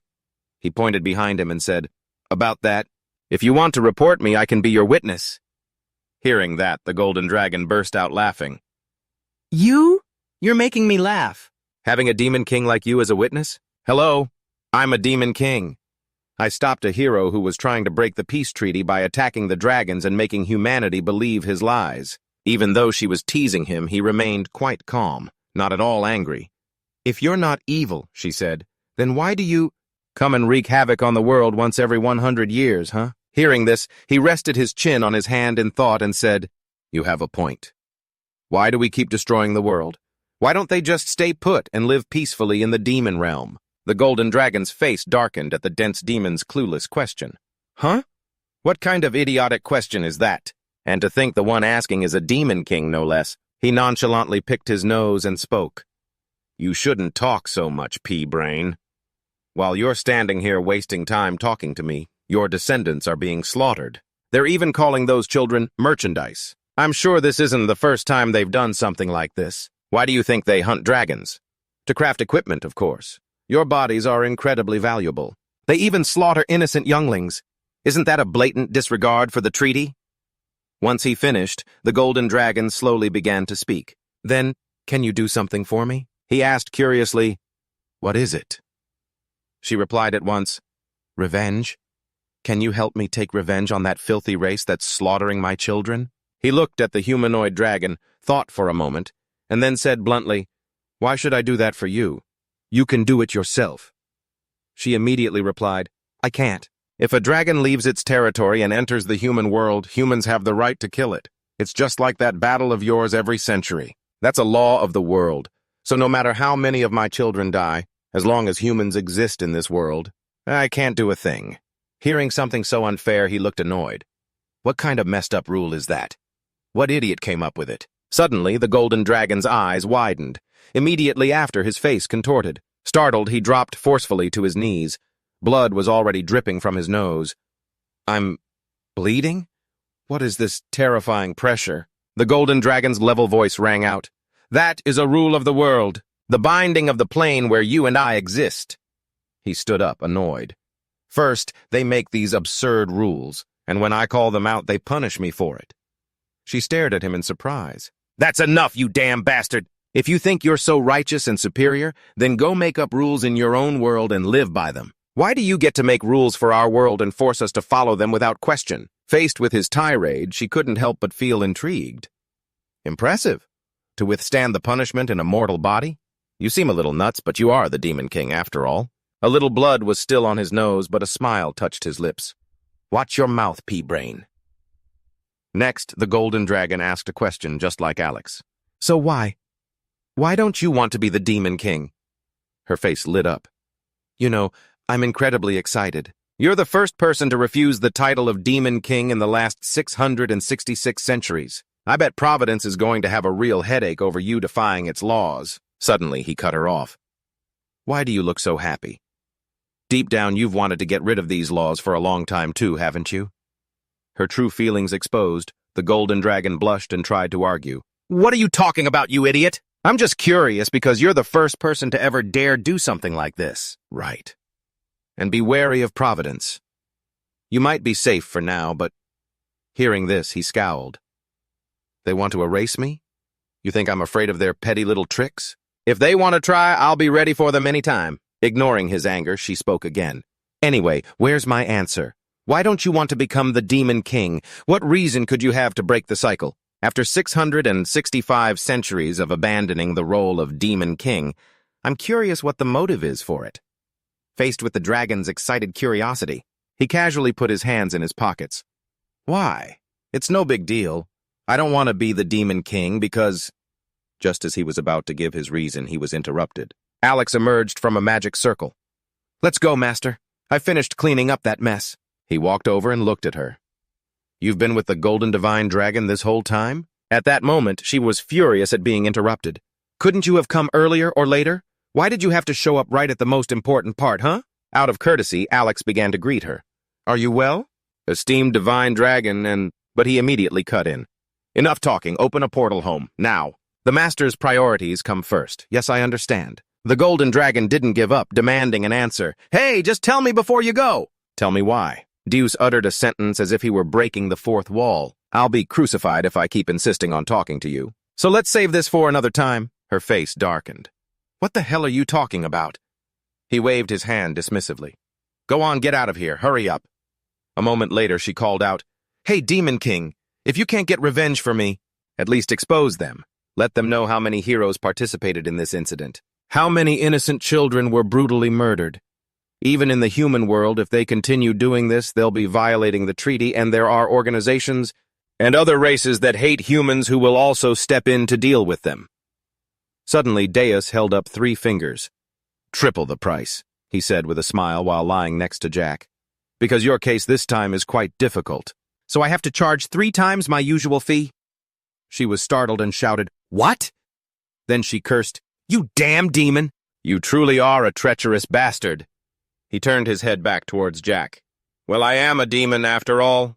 You can choose not to hire me and just let the children live in fear of being kidnapped every day or something. Hearing his taunt, the golden dragon was so furious her hair stood on end. Fine, I'll pay triple, you got that? Hearing that, Deus replied cheerfully, Thank you, my dear client. A spark of light appeared at her fingertip. Take this. His entire body was enveloped in a golden light. What is this aura? She explained, It's a spell that can help you hide your demonic aura. Those heroes and blood soldiers react to your aura. Now you don't have to worry about it anymore. Having received his payment, Deus's attitude changed instantly. I get it. You can get lost now. Alex, let's go. Yes, my lord. Seeing his goddamn attitude, the golden dragon cursed, That bastard! Now, only the dragon was left on this patch of land. She let out a long sigh. Am I doing the right thing? Time will tell. Meanwhile, Deus and his group were somewhere else. A large emblem was mounted on the castle wall. An airship flew in the sky. A magnificent castle stood before them. They exclaimed in admiration, "How do they have so much money to build a castle?" Alex, standing beside him, explained, "That's because they are a hero family with a history of 60,000 years, the Holy Stuartia family." After processing what happened last night, Deus pouted and pointed at the small human beside him. "He's a hero, so why does he look like that?" Jack laughed bitterly.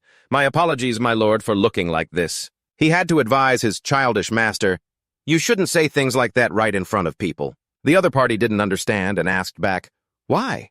A demon asked, a human answered. Jack could have thrown a fit out of anger. "Why?" Realizing that an explanation would be pointless, he changed the subject. "Never mind, I've already explained it. Once a hero family becomes famous, many castles and nobles will want to become their sponsors, because becoming a sponsor for a hero is no different from indirectly fighting for world peace. Moreover, dragon hunts like the one last night are also a significant source of income. In truth, everyone knows about it, but no one dares to speak out." As the two were talking, Jack's entire body went limp like a slime, as if he didn't exist. Alex didn't notice this and continued, "This is a very difficult thing to talk about, but they still see it as the right thing to do." The clueless Deus asked, "Why is that?" He patiently explained to his master, "Because humans are at war with the demon race. The dragon race has no choice but to help them. If the human race falls, the next victims will be the dragon race." Hearing that, he agreed. "That's true. The bodies of dragons are quite popular items in the demon world." Alex added, "Very popular, in fact." His master asked curiously again, "So this is something the dragon race is forced to do, supporting the human race?" The intelligent servant replied, "That's right. So are you suspecting that the Holy Stuartia family and other families are illegally hunting dragons, even though it affects the treaty between the human and dragon races?" As if remembering something, Deus nonchalantly asked the boy who had been ignored until now, "Your family doesn't illegally hunt dragons, do they?" Jack awkwardly rubbed his head. "Huh? You have to be at least G-rank to even get near a dragon's nest." Then he calmly delivered a line that made the boy's soul leave his body. "That's right. If someone like you could hunt dragons, then a stray dog or cat on the street could probably do it too." Alex quickly caught the boy, who had his eyes closed as if he were about to die. "What do we need to do here, master?" His voice was a whisper through gritted teeth. "Jack, control yourself." A smirk appeared on his lips. "I have something I need to do here." With a sinister look on his face, as if he were part of a secret investigation into illegal dragon hunting, this childish master rushed forward. "Let's go!" Alex called out in a panic. "Wait, master, I'm fine with killing, but weren't our identities revealed yesterday during that fight with the nobles? Shouldn't we disguise ourselves a little?" Hearing this, Dare slammed on the brakes. A moment later, the two polite, energetic demons had transformed into one oddball and one mysterious figure. They had only changed their clothes. "All right, now we can go." Alex's new look made his face stiff and dark. "Maybe I should just go home." Ignoring the other demon's foul expression, Dare walked on cheerfully. "All right. Let's go!" Jack hurriedly called after him. "Sir Dare!" The boy was sweating as he rubbed the back of his neck. Just a heads up, but it would be better if you acted normally and properly. Not that you're unworthy of being a hero or anything." Surprisingly, Dare agreed. Fine. Shouldn't be too hard." The boy clasped his hands together, overjoyed. "Really?" At last, he stood before the majestic city gate. He just promised not to act strange. Just then, Dare shouted excitedly, scaring the soul right out of the young boy once again. "Hero of heroes! Candidate for the title of the final hero! You will become #1! Jack Pan Holyvice is here! Open the gates, you scoundrels!" He turned back with a proud, beaming smile. I was going to force the gate open, but I resolved it with words instead. I did a great job, right? Inside a large room, beautifully and opulently decorated everywhere, Jack marveled to himself, "This is amazing!"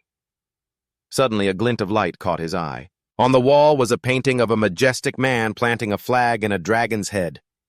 That's the man from the textbooks. The face in the painting looked just like Varius, the final hero of the 52nd generation who fought the Demon King to the death for 13 days and won. Hassan Pan Holy Stuartia VII? He's on a completely different level from me. It's shameful to even call myself a hero like him. Dare, sitting beside him, sensitively picked up on the boy's mood. Don't worry so much. Aren't all heroes created equal? Don't be afraid. Jack gave a strained laugh. Theoretically, yes, but... A voice spoke up from behind them. He's right. All heroes are equal. The whole group, except for Dare, flinched and turned around. The man who had just appeared bore a strong resemblance to the one in the painting. However, not all heroes possess the same skills. The gods only bestow the most sacred bloodline upon those who can bear its weight. They know who is fit to be a true hero. Welcome, hero of the Holy Vice clan and your companions. I am Solus Ban Holy Stewardia, the third-generation hero of this century. I have since retired and am now managing this estate. He subtly glanced behind him, thinking, I thought that person was going to be the one to step out. That must be his father. The final hero, born of the 5th generation of the century, is the embodiment of the world's laws. The title they are bestowed is an honor to their bloodline. One of the children of the 4th-generation heroes, like Jack and Various, born from one of the holy maidens, will become the final hero of this era of change. Jack greeted him politely. Oh, hello. I'm Jack Pan Holyvice. It's a great honor to meet you. After introducing himself, he introduced the two demons. These are my two friends, Sir Dare and Sir Alex. The man stated casually. I know? The boy, bewildered, let out a, huh? He continued, I know about you and your party. I'm a bit late because I had to confirm some things with the Hero Management Department. It seems you've managed to gather your companions. I had heard you'd given up on the race to become a true hero. Hearing this, Jack started to sweat and gave a strained laugh. I'm not surprised you'd think that, but I haven't given up yet. Solus's eyes hardened. Dare, sitting off to the side, was lost in thought.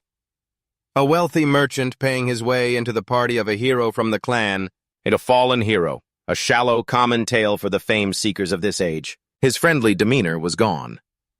So what brings you to the Holy Stewartia clan? Dare answered for him. Nothing special. There's just a strange rumor going around. So we came to check it out. Seeing his master's nonchalant attitude and tone, Jack whispered in a panic, Sir Dare, your manners.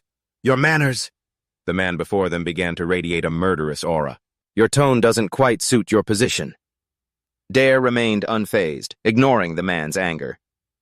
I thought we were going to speak as fellow heroes, are we not?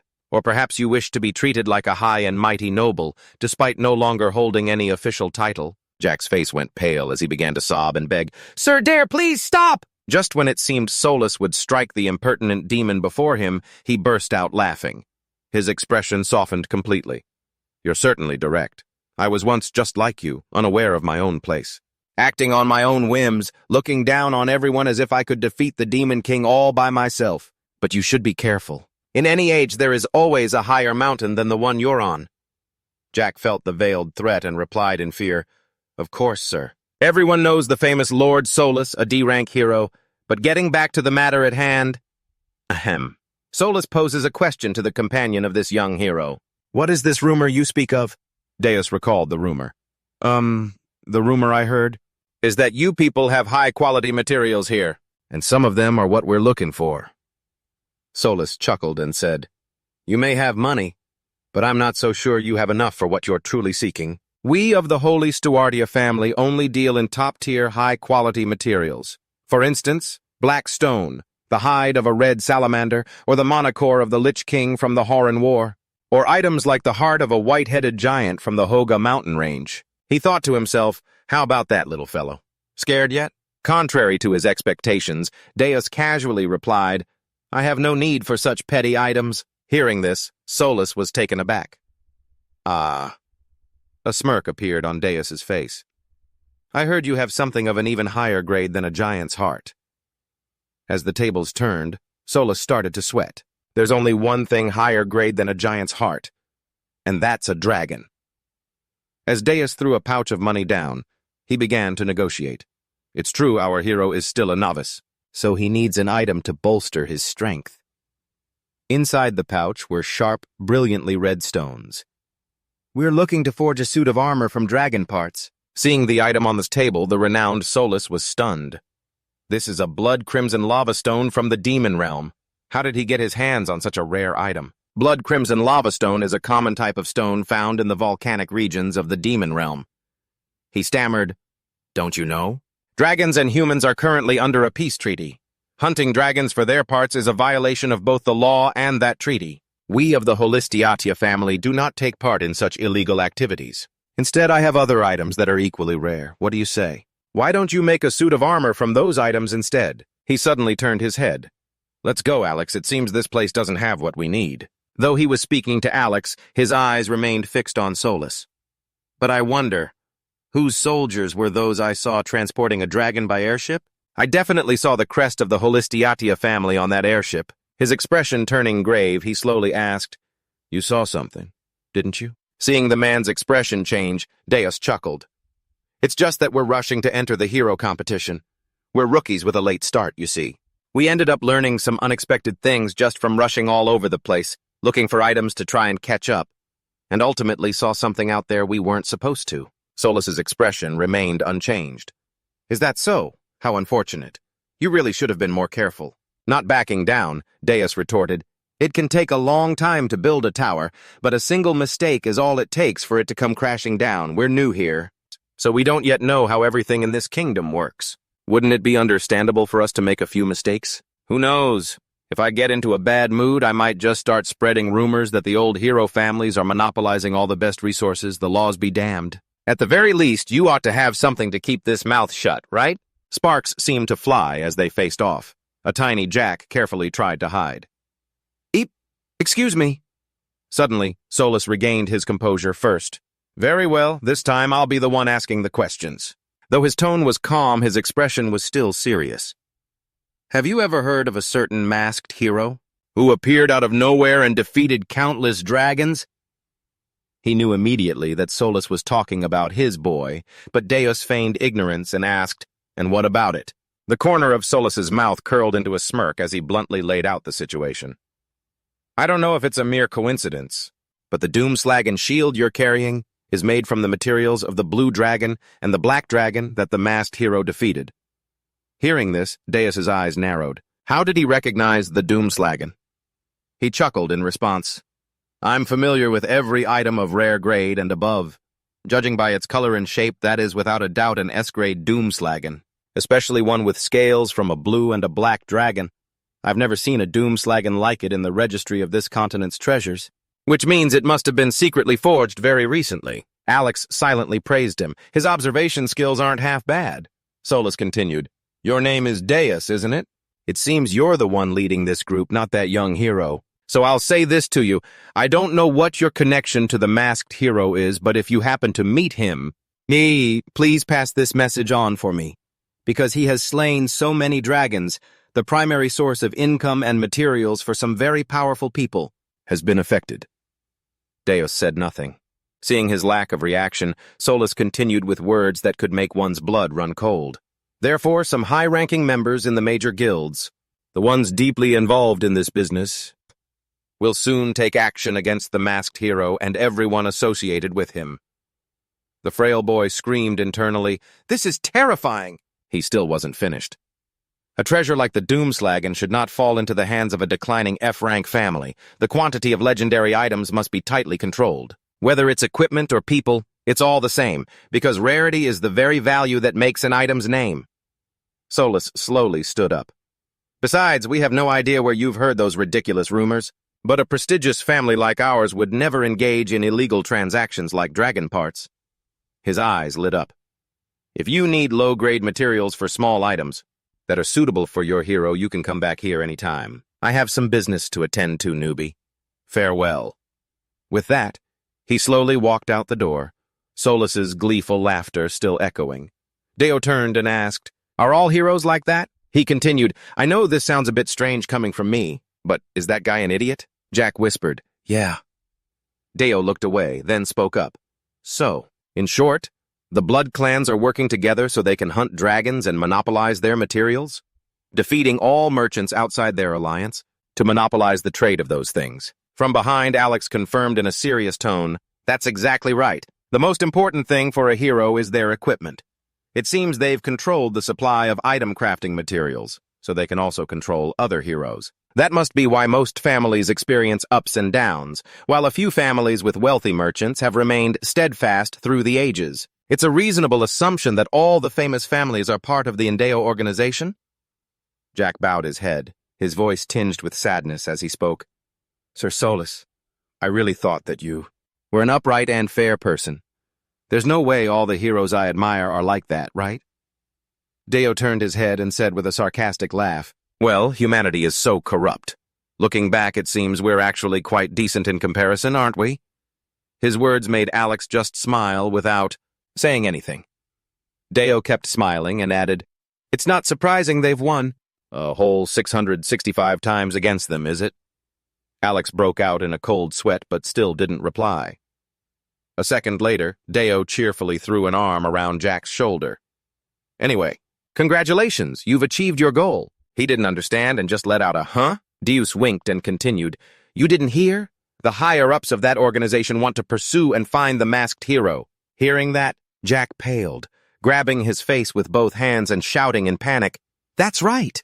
All of them probably come from D-rank families. What do I do now, Sir Deo? If I get caught, I'm done for. Deo put a hand to his chin thoughtfully, then said, Well, if they come in a swarm, it's no big deal for me, but it's still annoying. Just focus on the business. Our shop will be filled with weapons. He looked at Jack and smiled, making his decision. So, we'll let the masked hero lie low for a while so they can't find him. Hearing this, the boy exclaimed in surprise, What? Jack pointed a finger to the sky and said, Let's take care of one last thing tonight, Jack asked, confused. Tonight? He put on a dangerous expression with a savage laugh. There are some things we have to put an end to.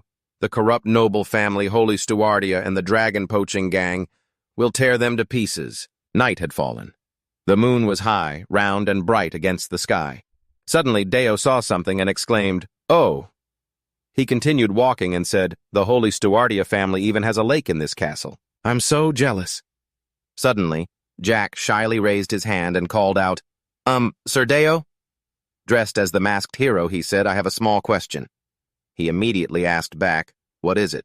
Jack asked him seriously, What are we doing here? Are you planning to secretly infiltrate this place and bring out a dragon corpse hidden somewhere in the castle as evidence of their poaching? That's almost like stealing. Deo pointed at him and replied, Exactly. Very clever.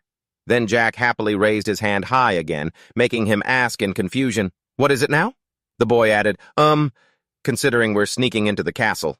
Aren't we just brazenly walking into the center of the castle right now? Just as Jack finished speaking, someone approached. 2 soldiers from afar rushed towards them. Seeing this, he panicked and whispered, Sir Deo, it's the patrol guards. We have to hide, quick, or we'll be caught! The 2 soldiers' faces were as cold as ice as they stood before them. Jack, hiding behind Deo, thought in fear, What do we do now, Sir Deo? The 2 soldiers continued walking. It was as if they couldn't see Deo and Jack passing right by them, leaving the boy astonished.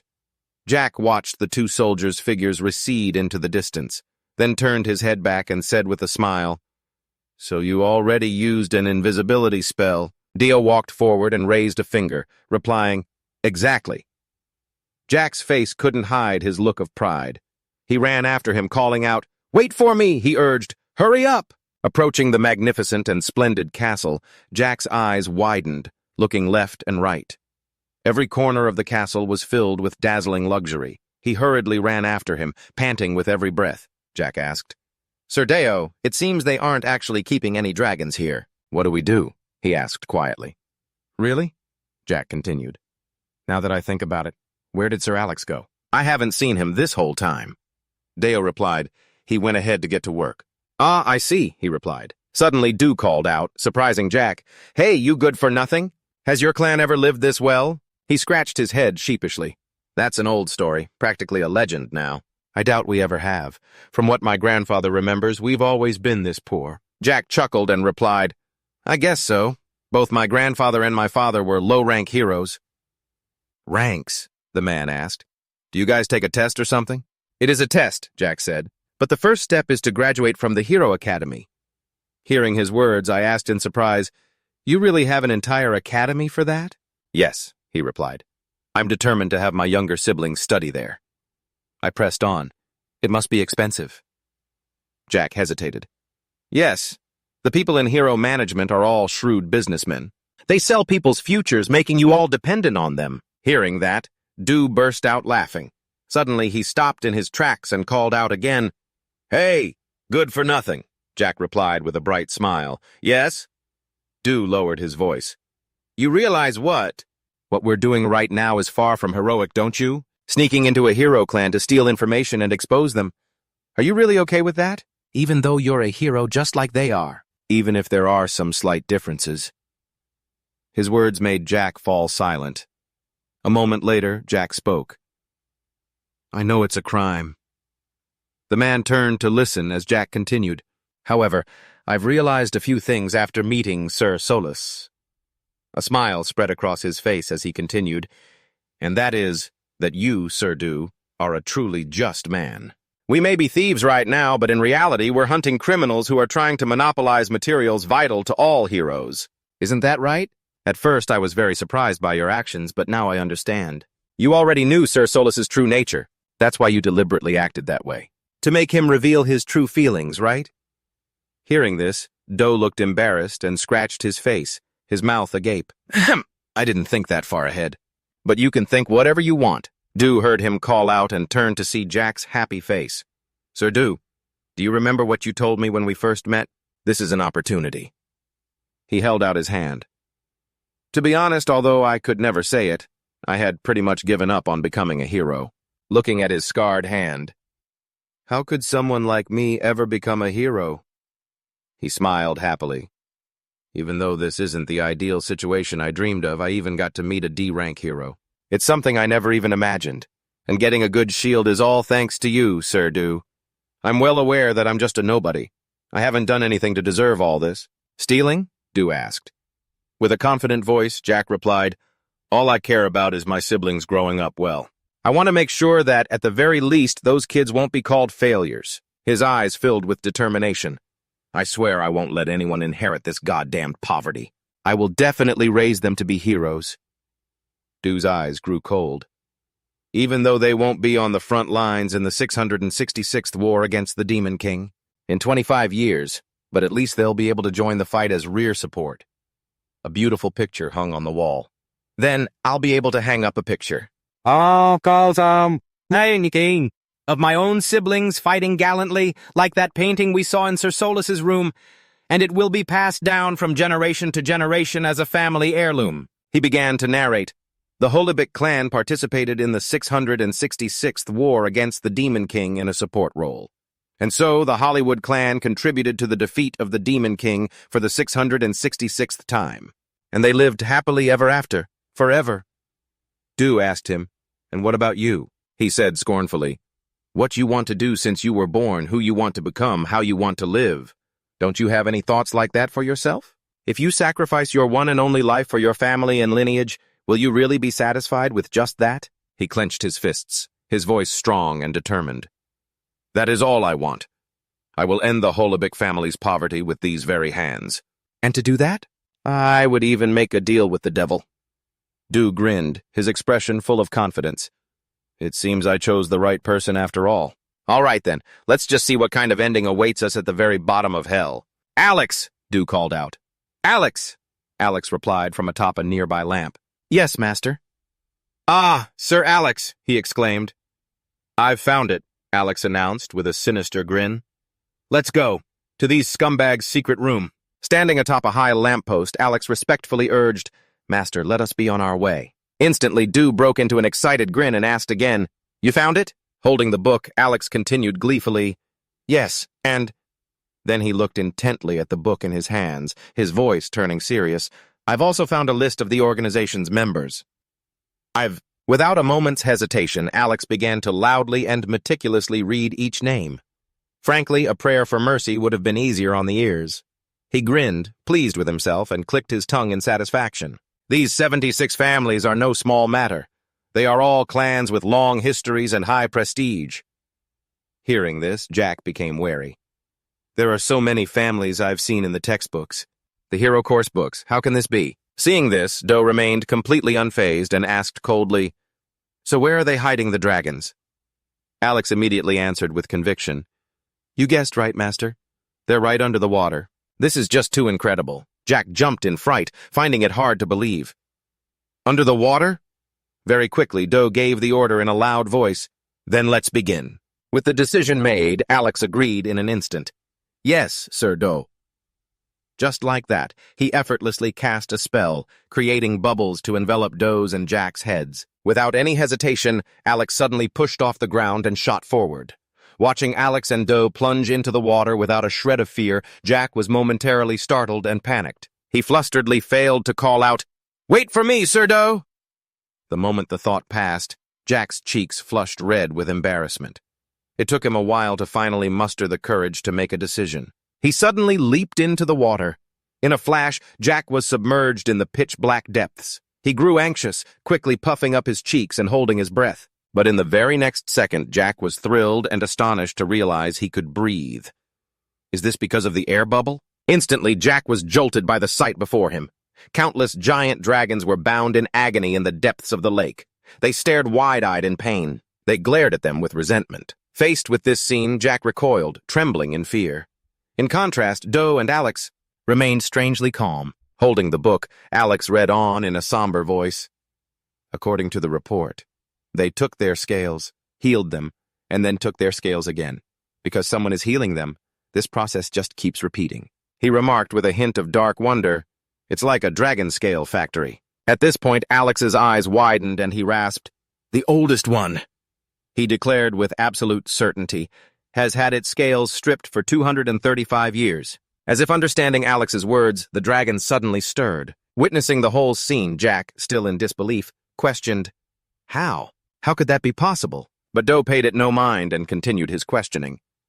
"Do you think the Golden Divine Dragon knows about this?" In response, Alex answered honestly, "Perhaps. Even though things have gotten this bad, the Golden Divine Dragon still hasn't done anything." Hearing this, Do's eyes widened in anger. At this point, that would explain why the dragons are being controlled by those strange parasites. To fight against humans. I'm starting to understand these damn hero families. They've really gone too far. As his words faded, the atmosphere fell silent. Having no other choice, Alex stepped forward and suggested, "Let's just get a scale and leave."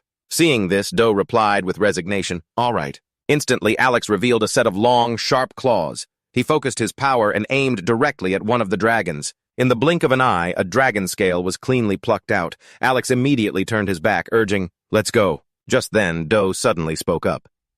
"Something about this doesn't feel right." This confused Alex, who quickly turned his head. He watched Do's back from a distance, lost in thought. After a moment, Alex asked, "Aren't you leaving, sir?" To this, Do gave a short reply. "That's right." Alex was momentarily confused. "Yes?" Unconsciously, Do let out a heavy breath and said, "This isn't my style at all." As soon as he finished speaking, he decisively kicked the chain restraining the dragon. This made both Alex and Jack stare wide-eyed in astonishment. Jack immediately wondered aloud, "The chain?" Without letting them say another word, in the next second, Do took a stance, preparing to unleash his power. In an instant, a burst of deadly force was suddenly released. It easily shattered the surrounding chains. In the blink of an eye, all the dragons were freed. Some roared, others thrashed about, surging towards the surface. Like a storm, the dragons were liberated. They swarmed upwards, bursting out of the water. Witnessing this, Alex could only let out a helpless sigh. The scene changes to the surface, which was now violently churning. In a flash, the dragons flew out of the water with a great whoosh. Witnessing the sight before them, the soldiers froze in horror, their faces stiff. In disbelief, each one of them silently stared up at the horde of giant dragons. After a moment, they snapped out of it and burst into tears. "The dragons have escaped!" As soon as it was free, one dragon suddenly prepared to breathe fire. It aimed directly at the large castle. Very quickly, another dragon followed suit and also breathed fire. Flames of endless destruction swiftly engulfed the entire castle. The dragons attacked relentlessly, one after another. In the blink of an eye, the castle was heavily devastated. An ice dragon suddenly appeared, effortlessly freezing everything it passed. Terrified, Jack fell to his knees in shock. Doer and Alex appeared soon after, landing easily. Seeing the devastation before him, Alex immediately flew into a rage, demanding, "Why on earth did you release those dragons, huh?" In response, Doer just said coldly, "Because." Then, with a straight face, he explained bluntly, "Suddenly, that bastard Solus's stupid face popped into my head. It pissed me off." But Alex, still furious, continued to press him. Didn't we say we'd just take the scales and leave? At this, Dewar grew annoyed and waved his hand dismissively. Whatever, I don't care. It's not like I touched any of the blood soldiers. So what's the big deal? Seeing this, Alex immediately yelled, You've caused a huge mess, sir. Take some responsibility for this, seriously. Meanwhile, Jack could only stare blankly at the fiery, desolate scene. I was so sure he said he'd investigate quietly. The argument between Alex and Dewar raged on. Alex cursed in frustration. Now rumors about the dragons here are going to spread everywhere. What are you going to do? Dewar just coldly waved his hand again. Who cares? Let them escape. Then we'll just blow this whole place up and be done with it. Those words instantly infuriated Alex, making him scream, Sir Dewar! Then why the hell were we operating in secret in the first place? From a distance, Varius, who had witnessed the entire scene of destruction, suddenly appeared, seething with killing intent. He growled, You bastards! Seeing him below, Varius immediately recognized him and muttered to himself, White hair! He ground his teeth in anger. He's here too. At the same time, Solus was standing on a nearby cliff. His face was filled with rage. Solus's eyes glowed as he snarled, word by word, My castle! How dare you do this to the Holy Stuartia family? Suddenly he saw something that surprised him. It turned out that what caught Solus's eye was Jack in his masked hero costume. He gasped under his breath, The masked hero. A second later he roared, You bastard! Causing all three of them to look up toward the source of the sound. Seeing Varius and Solus standing above, Doer's lips curled into a smile. Then he opened his mouth and taunted, Oh, well, hello there. Don't touch me, or I'll kill you this time. Doer's words made him roar in fury. You damn bastard! On the other side, Solus screamed furiously, Masked hero! I've been waiting for you! Hearing this, Jack panicked, grabbing the pot on his head with both hands and crying out, Spare me! Varius quickly charged forward, and Solus lunged to attack as well. Both men raised their weapons high, aiming straight for the three people below, killing intent flashing in their eyes. Just then, a giant monster suddenly appeared, its mouth wide open. It chomped down on Solus and Varius, sending both of them on a one-way trip to meet their ancestors. Then, it flew up into the sky at an incredible speed. Dewar, looking completely innocent, turned to Alex and held up his hands. See, I didn't lay a single finger on them. Alex replied helplessly with a quiet, Yes, sir. Jack looked up at the sky and exclaimed, He's gone! Suddenly, Alex raised a finger with a suggestion. All right then, let's use this chaos to make a run for it. Hearing that, Dewar raised a hand in agreement. Jack had no objections either. Okay. As the three of them were leisurely walking away, elsewhere, chaotic sounds echoed. Help! Run! Save me! In the end, the only two witnesses who saw Dewar's group also died. Afterwards, history books would simply record that the reason for the Holy Stuartia family's fall was unknown. Their collapse was swift. The next morning came. Sunlight shone through the window as Jack groggily raised a hand to scratch his head, thinking, It's morning already. He hurried off. I said I'd focus on the shop starting today, so I have to get it open before Sir Dewar arrives. The moment he grabbed the handle and opened the door, Jack was stunned by the sight before him, his jaw dropping. What greeted him was a massive crowd packed in front of his shop.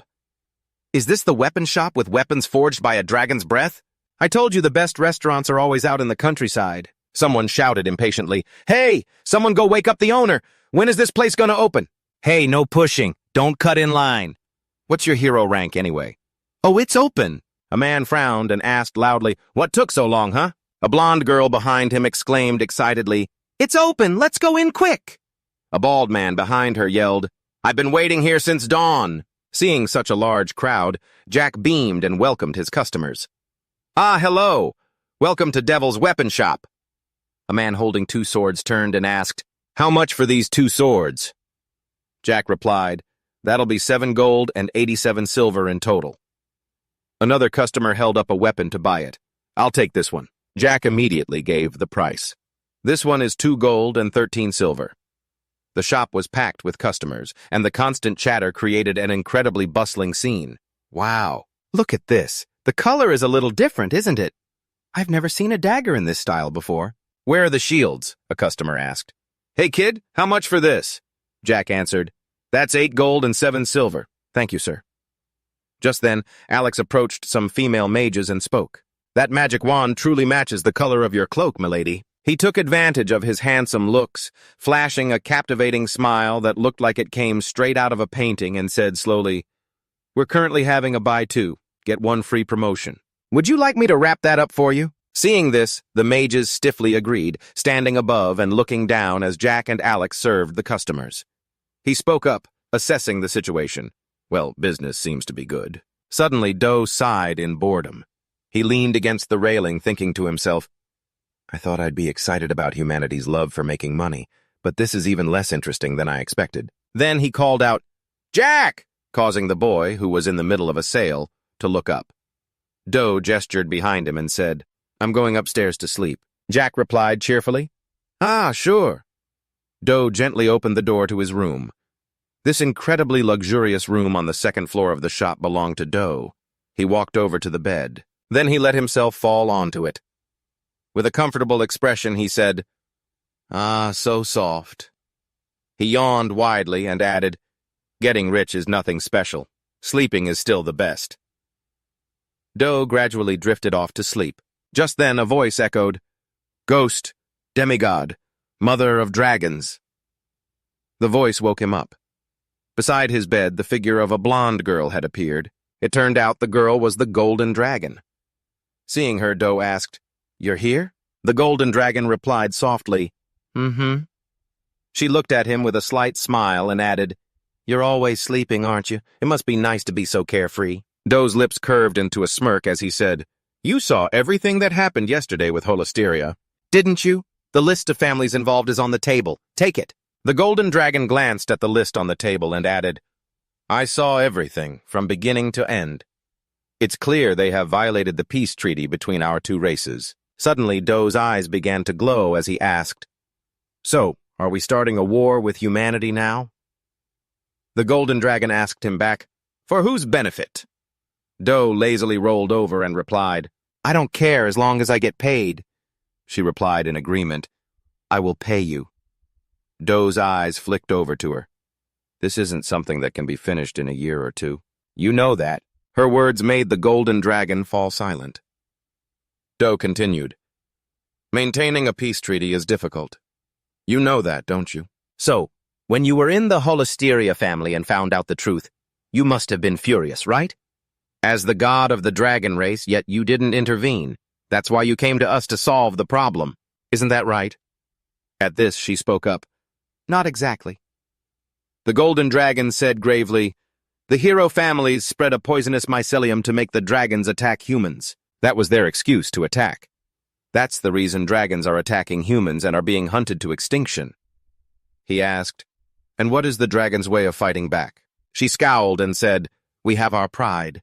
Instead of lowering ourselves to their level, we will attack them until the very last of us is gone. To avenge the loss of a friend, a lover, or a family member, would we use other friends, lovers, or family members for that revenge? No. Thinking about it, their actions don't make any sense. Mycelium." Doe looked at her silently without another word. Her face then twisted with anger. "Just as I thought. That mycelium was very strange. There's no way that humankind could create something as terrifying and bizarre as that curse.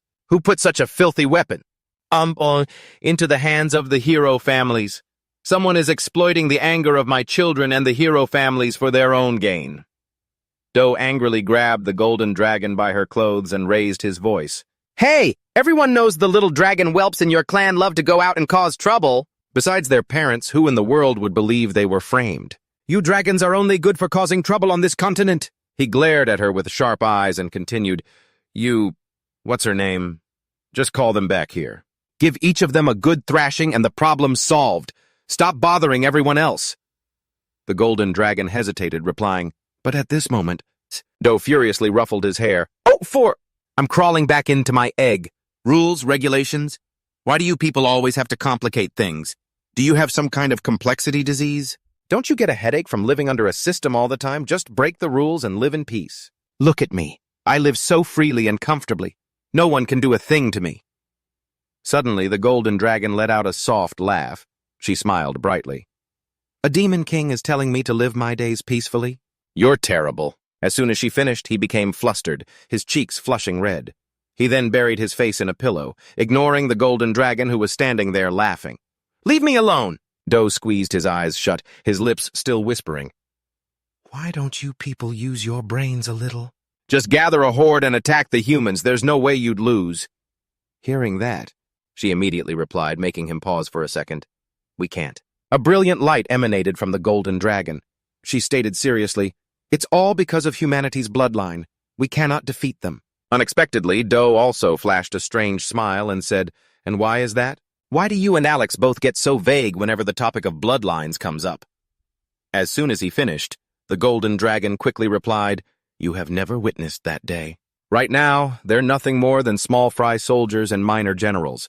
But when that day comes, the day you are destined to descend and invade the human world, you will see their true power. With the halo of 10 crucifixes behind them, they will rise up and resist. No matter how much you suppress them, they'll fall with a smile on their faces, only to get up again and again, just when you think you've succeeded. A new bloodline awakens, and the counterattack begins anew.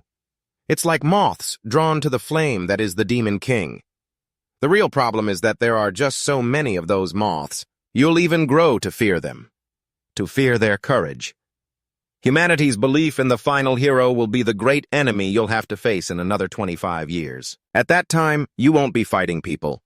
You'll be fighting the endless courage that has helped humanity triumph for over 66,585 years. Without pausing, he let out a horrifying laugh. This made the golden dragon suddenly confused. He turned his head to look at her, saying aloud, "The thought of me fighting Jack is hilarious." Suddenly, Do shot up and moved closer to the golden dragon. His voice was a bit loud.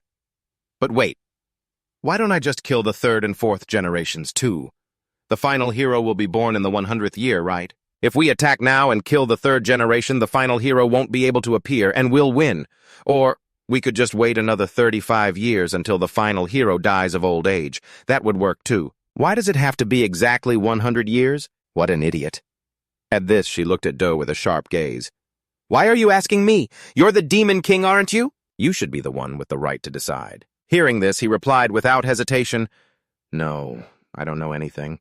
We've been doing things this way since we were born, so I just thought there was some special reason for it." But Do didn't stop there and continued, "When I ask, everyone just says they don't know, that it's just how things have always been." Those words made the golden dragon pause. It seems there really must be some special reason for it after all. Suddenly, Do's voice rang out again. "Why do we have to fight? What is a demon? What is a hero?" Hearing those words, she looked up, puzzled. "Why are you asking such a meaningless question?" Suddenly, he raised his voice. "Don't you find this world strange? The demon race has lived in the demon realm for nearly 70,000 years, and we've been just fine. We can just keep living there. Why do we need to waste our energy invading the human realm? Because the human realm is blessed, and the demon realm is cursed." As soon as she finished, Do quickly replied, "If God only blessed the human realm, then why create the demon realm at all? If he hadn't done that, then we wouldn't have to be killing each other."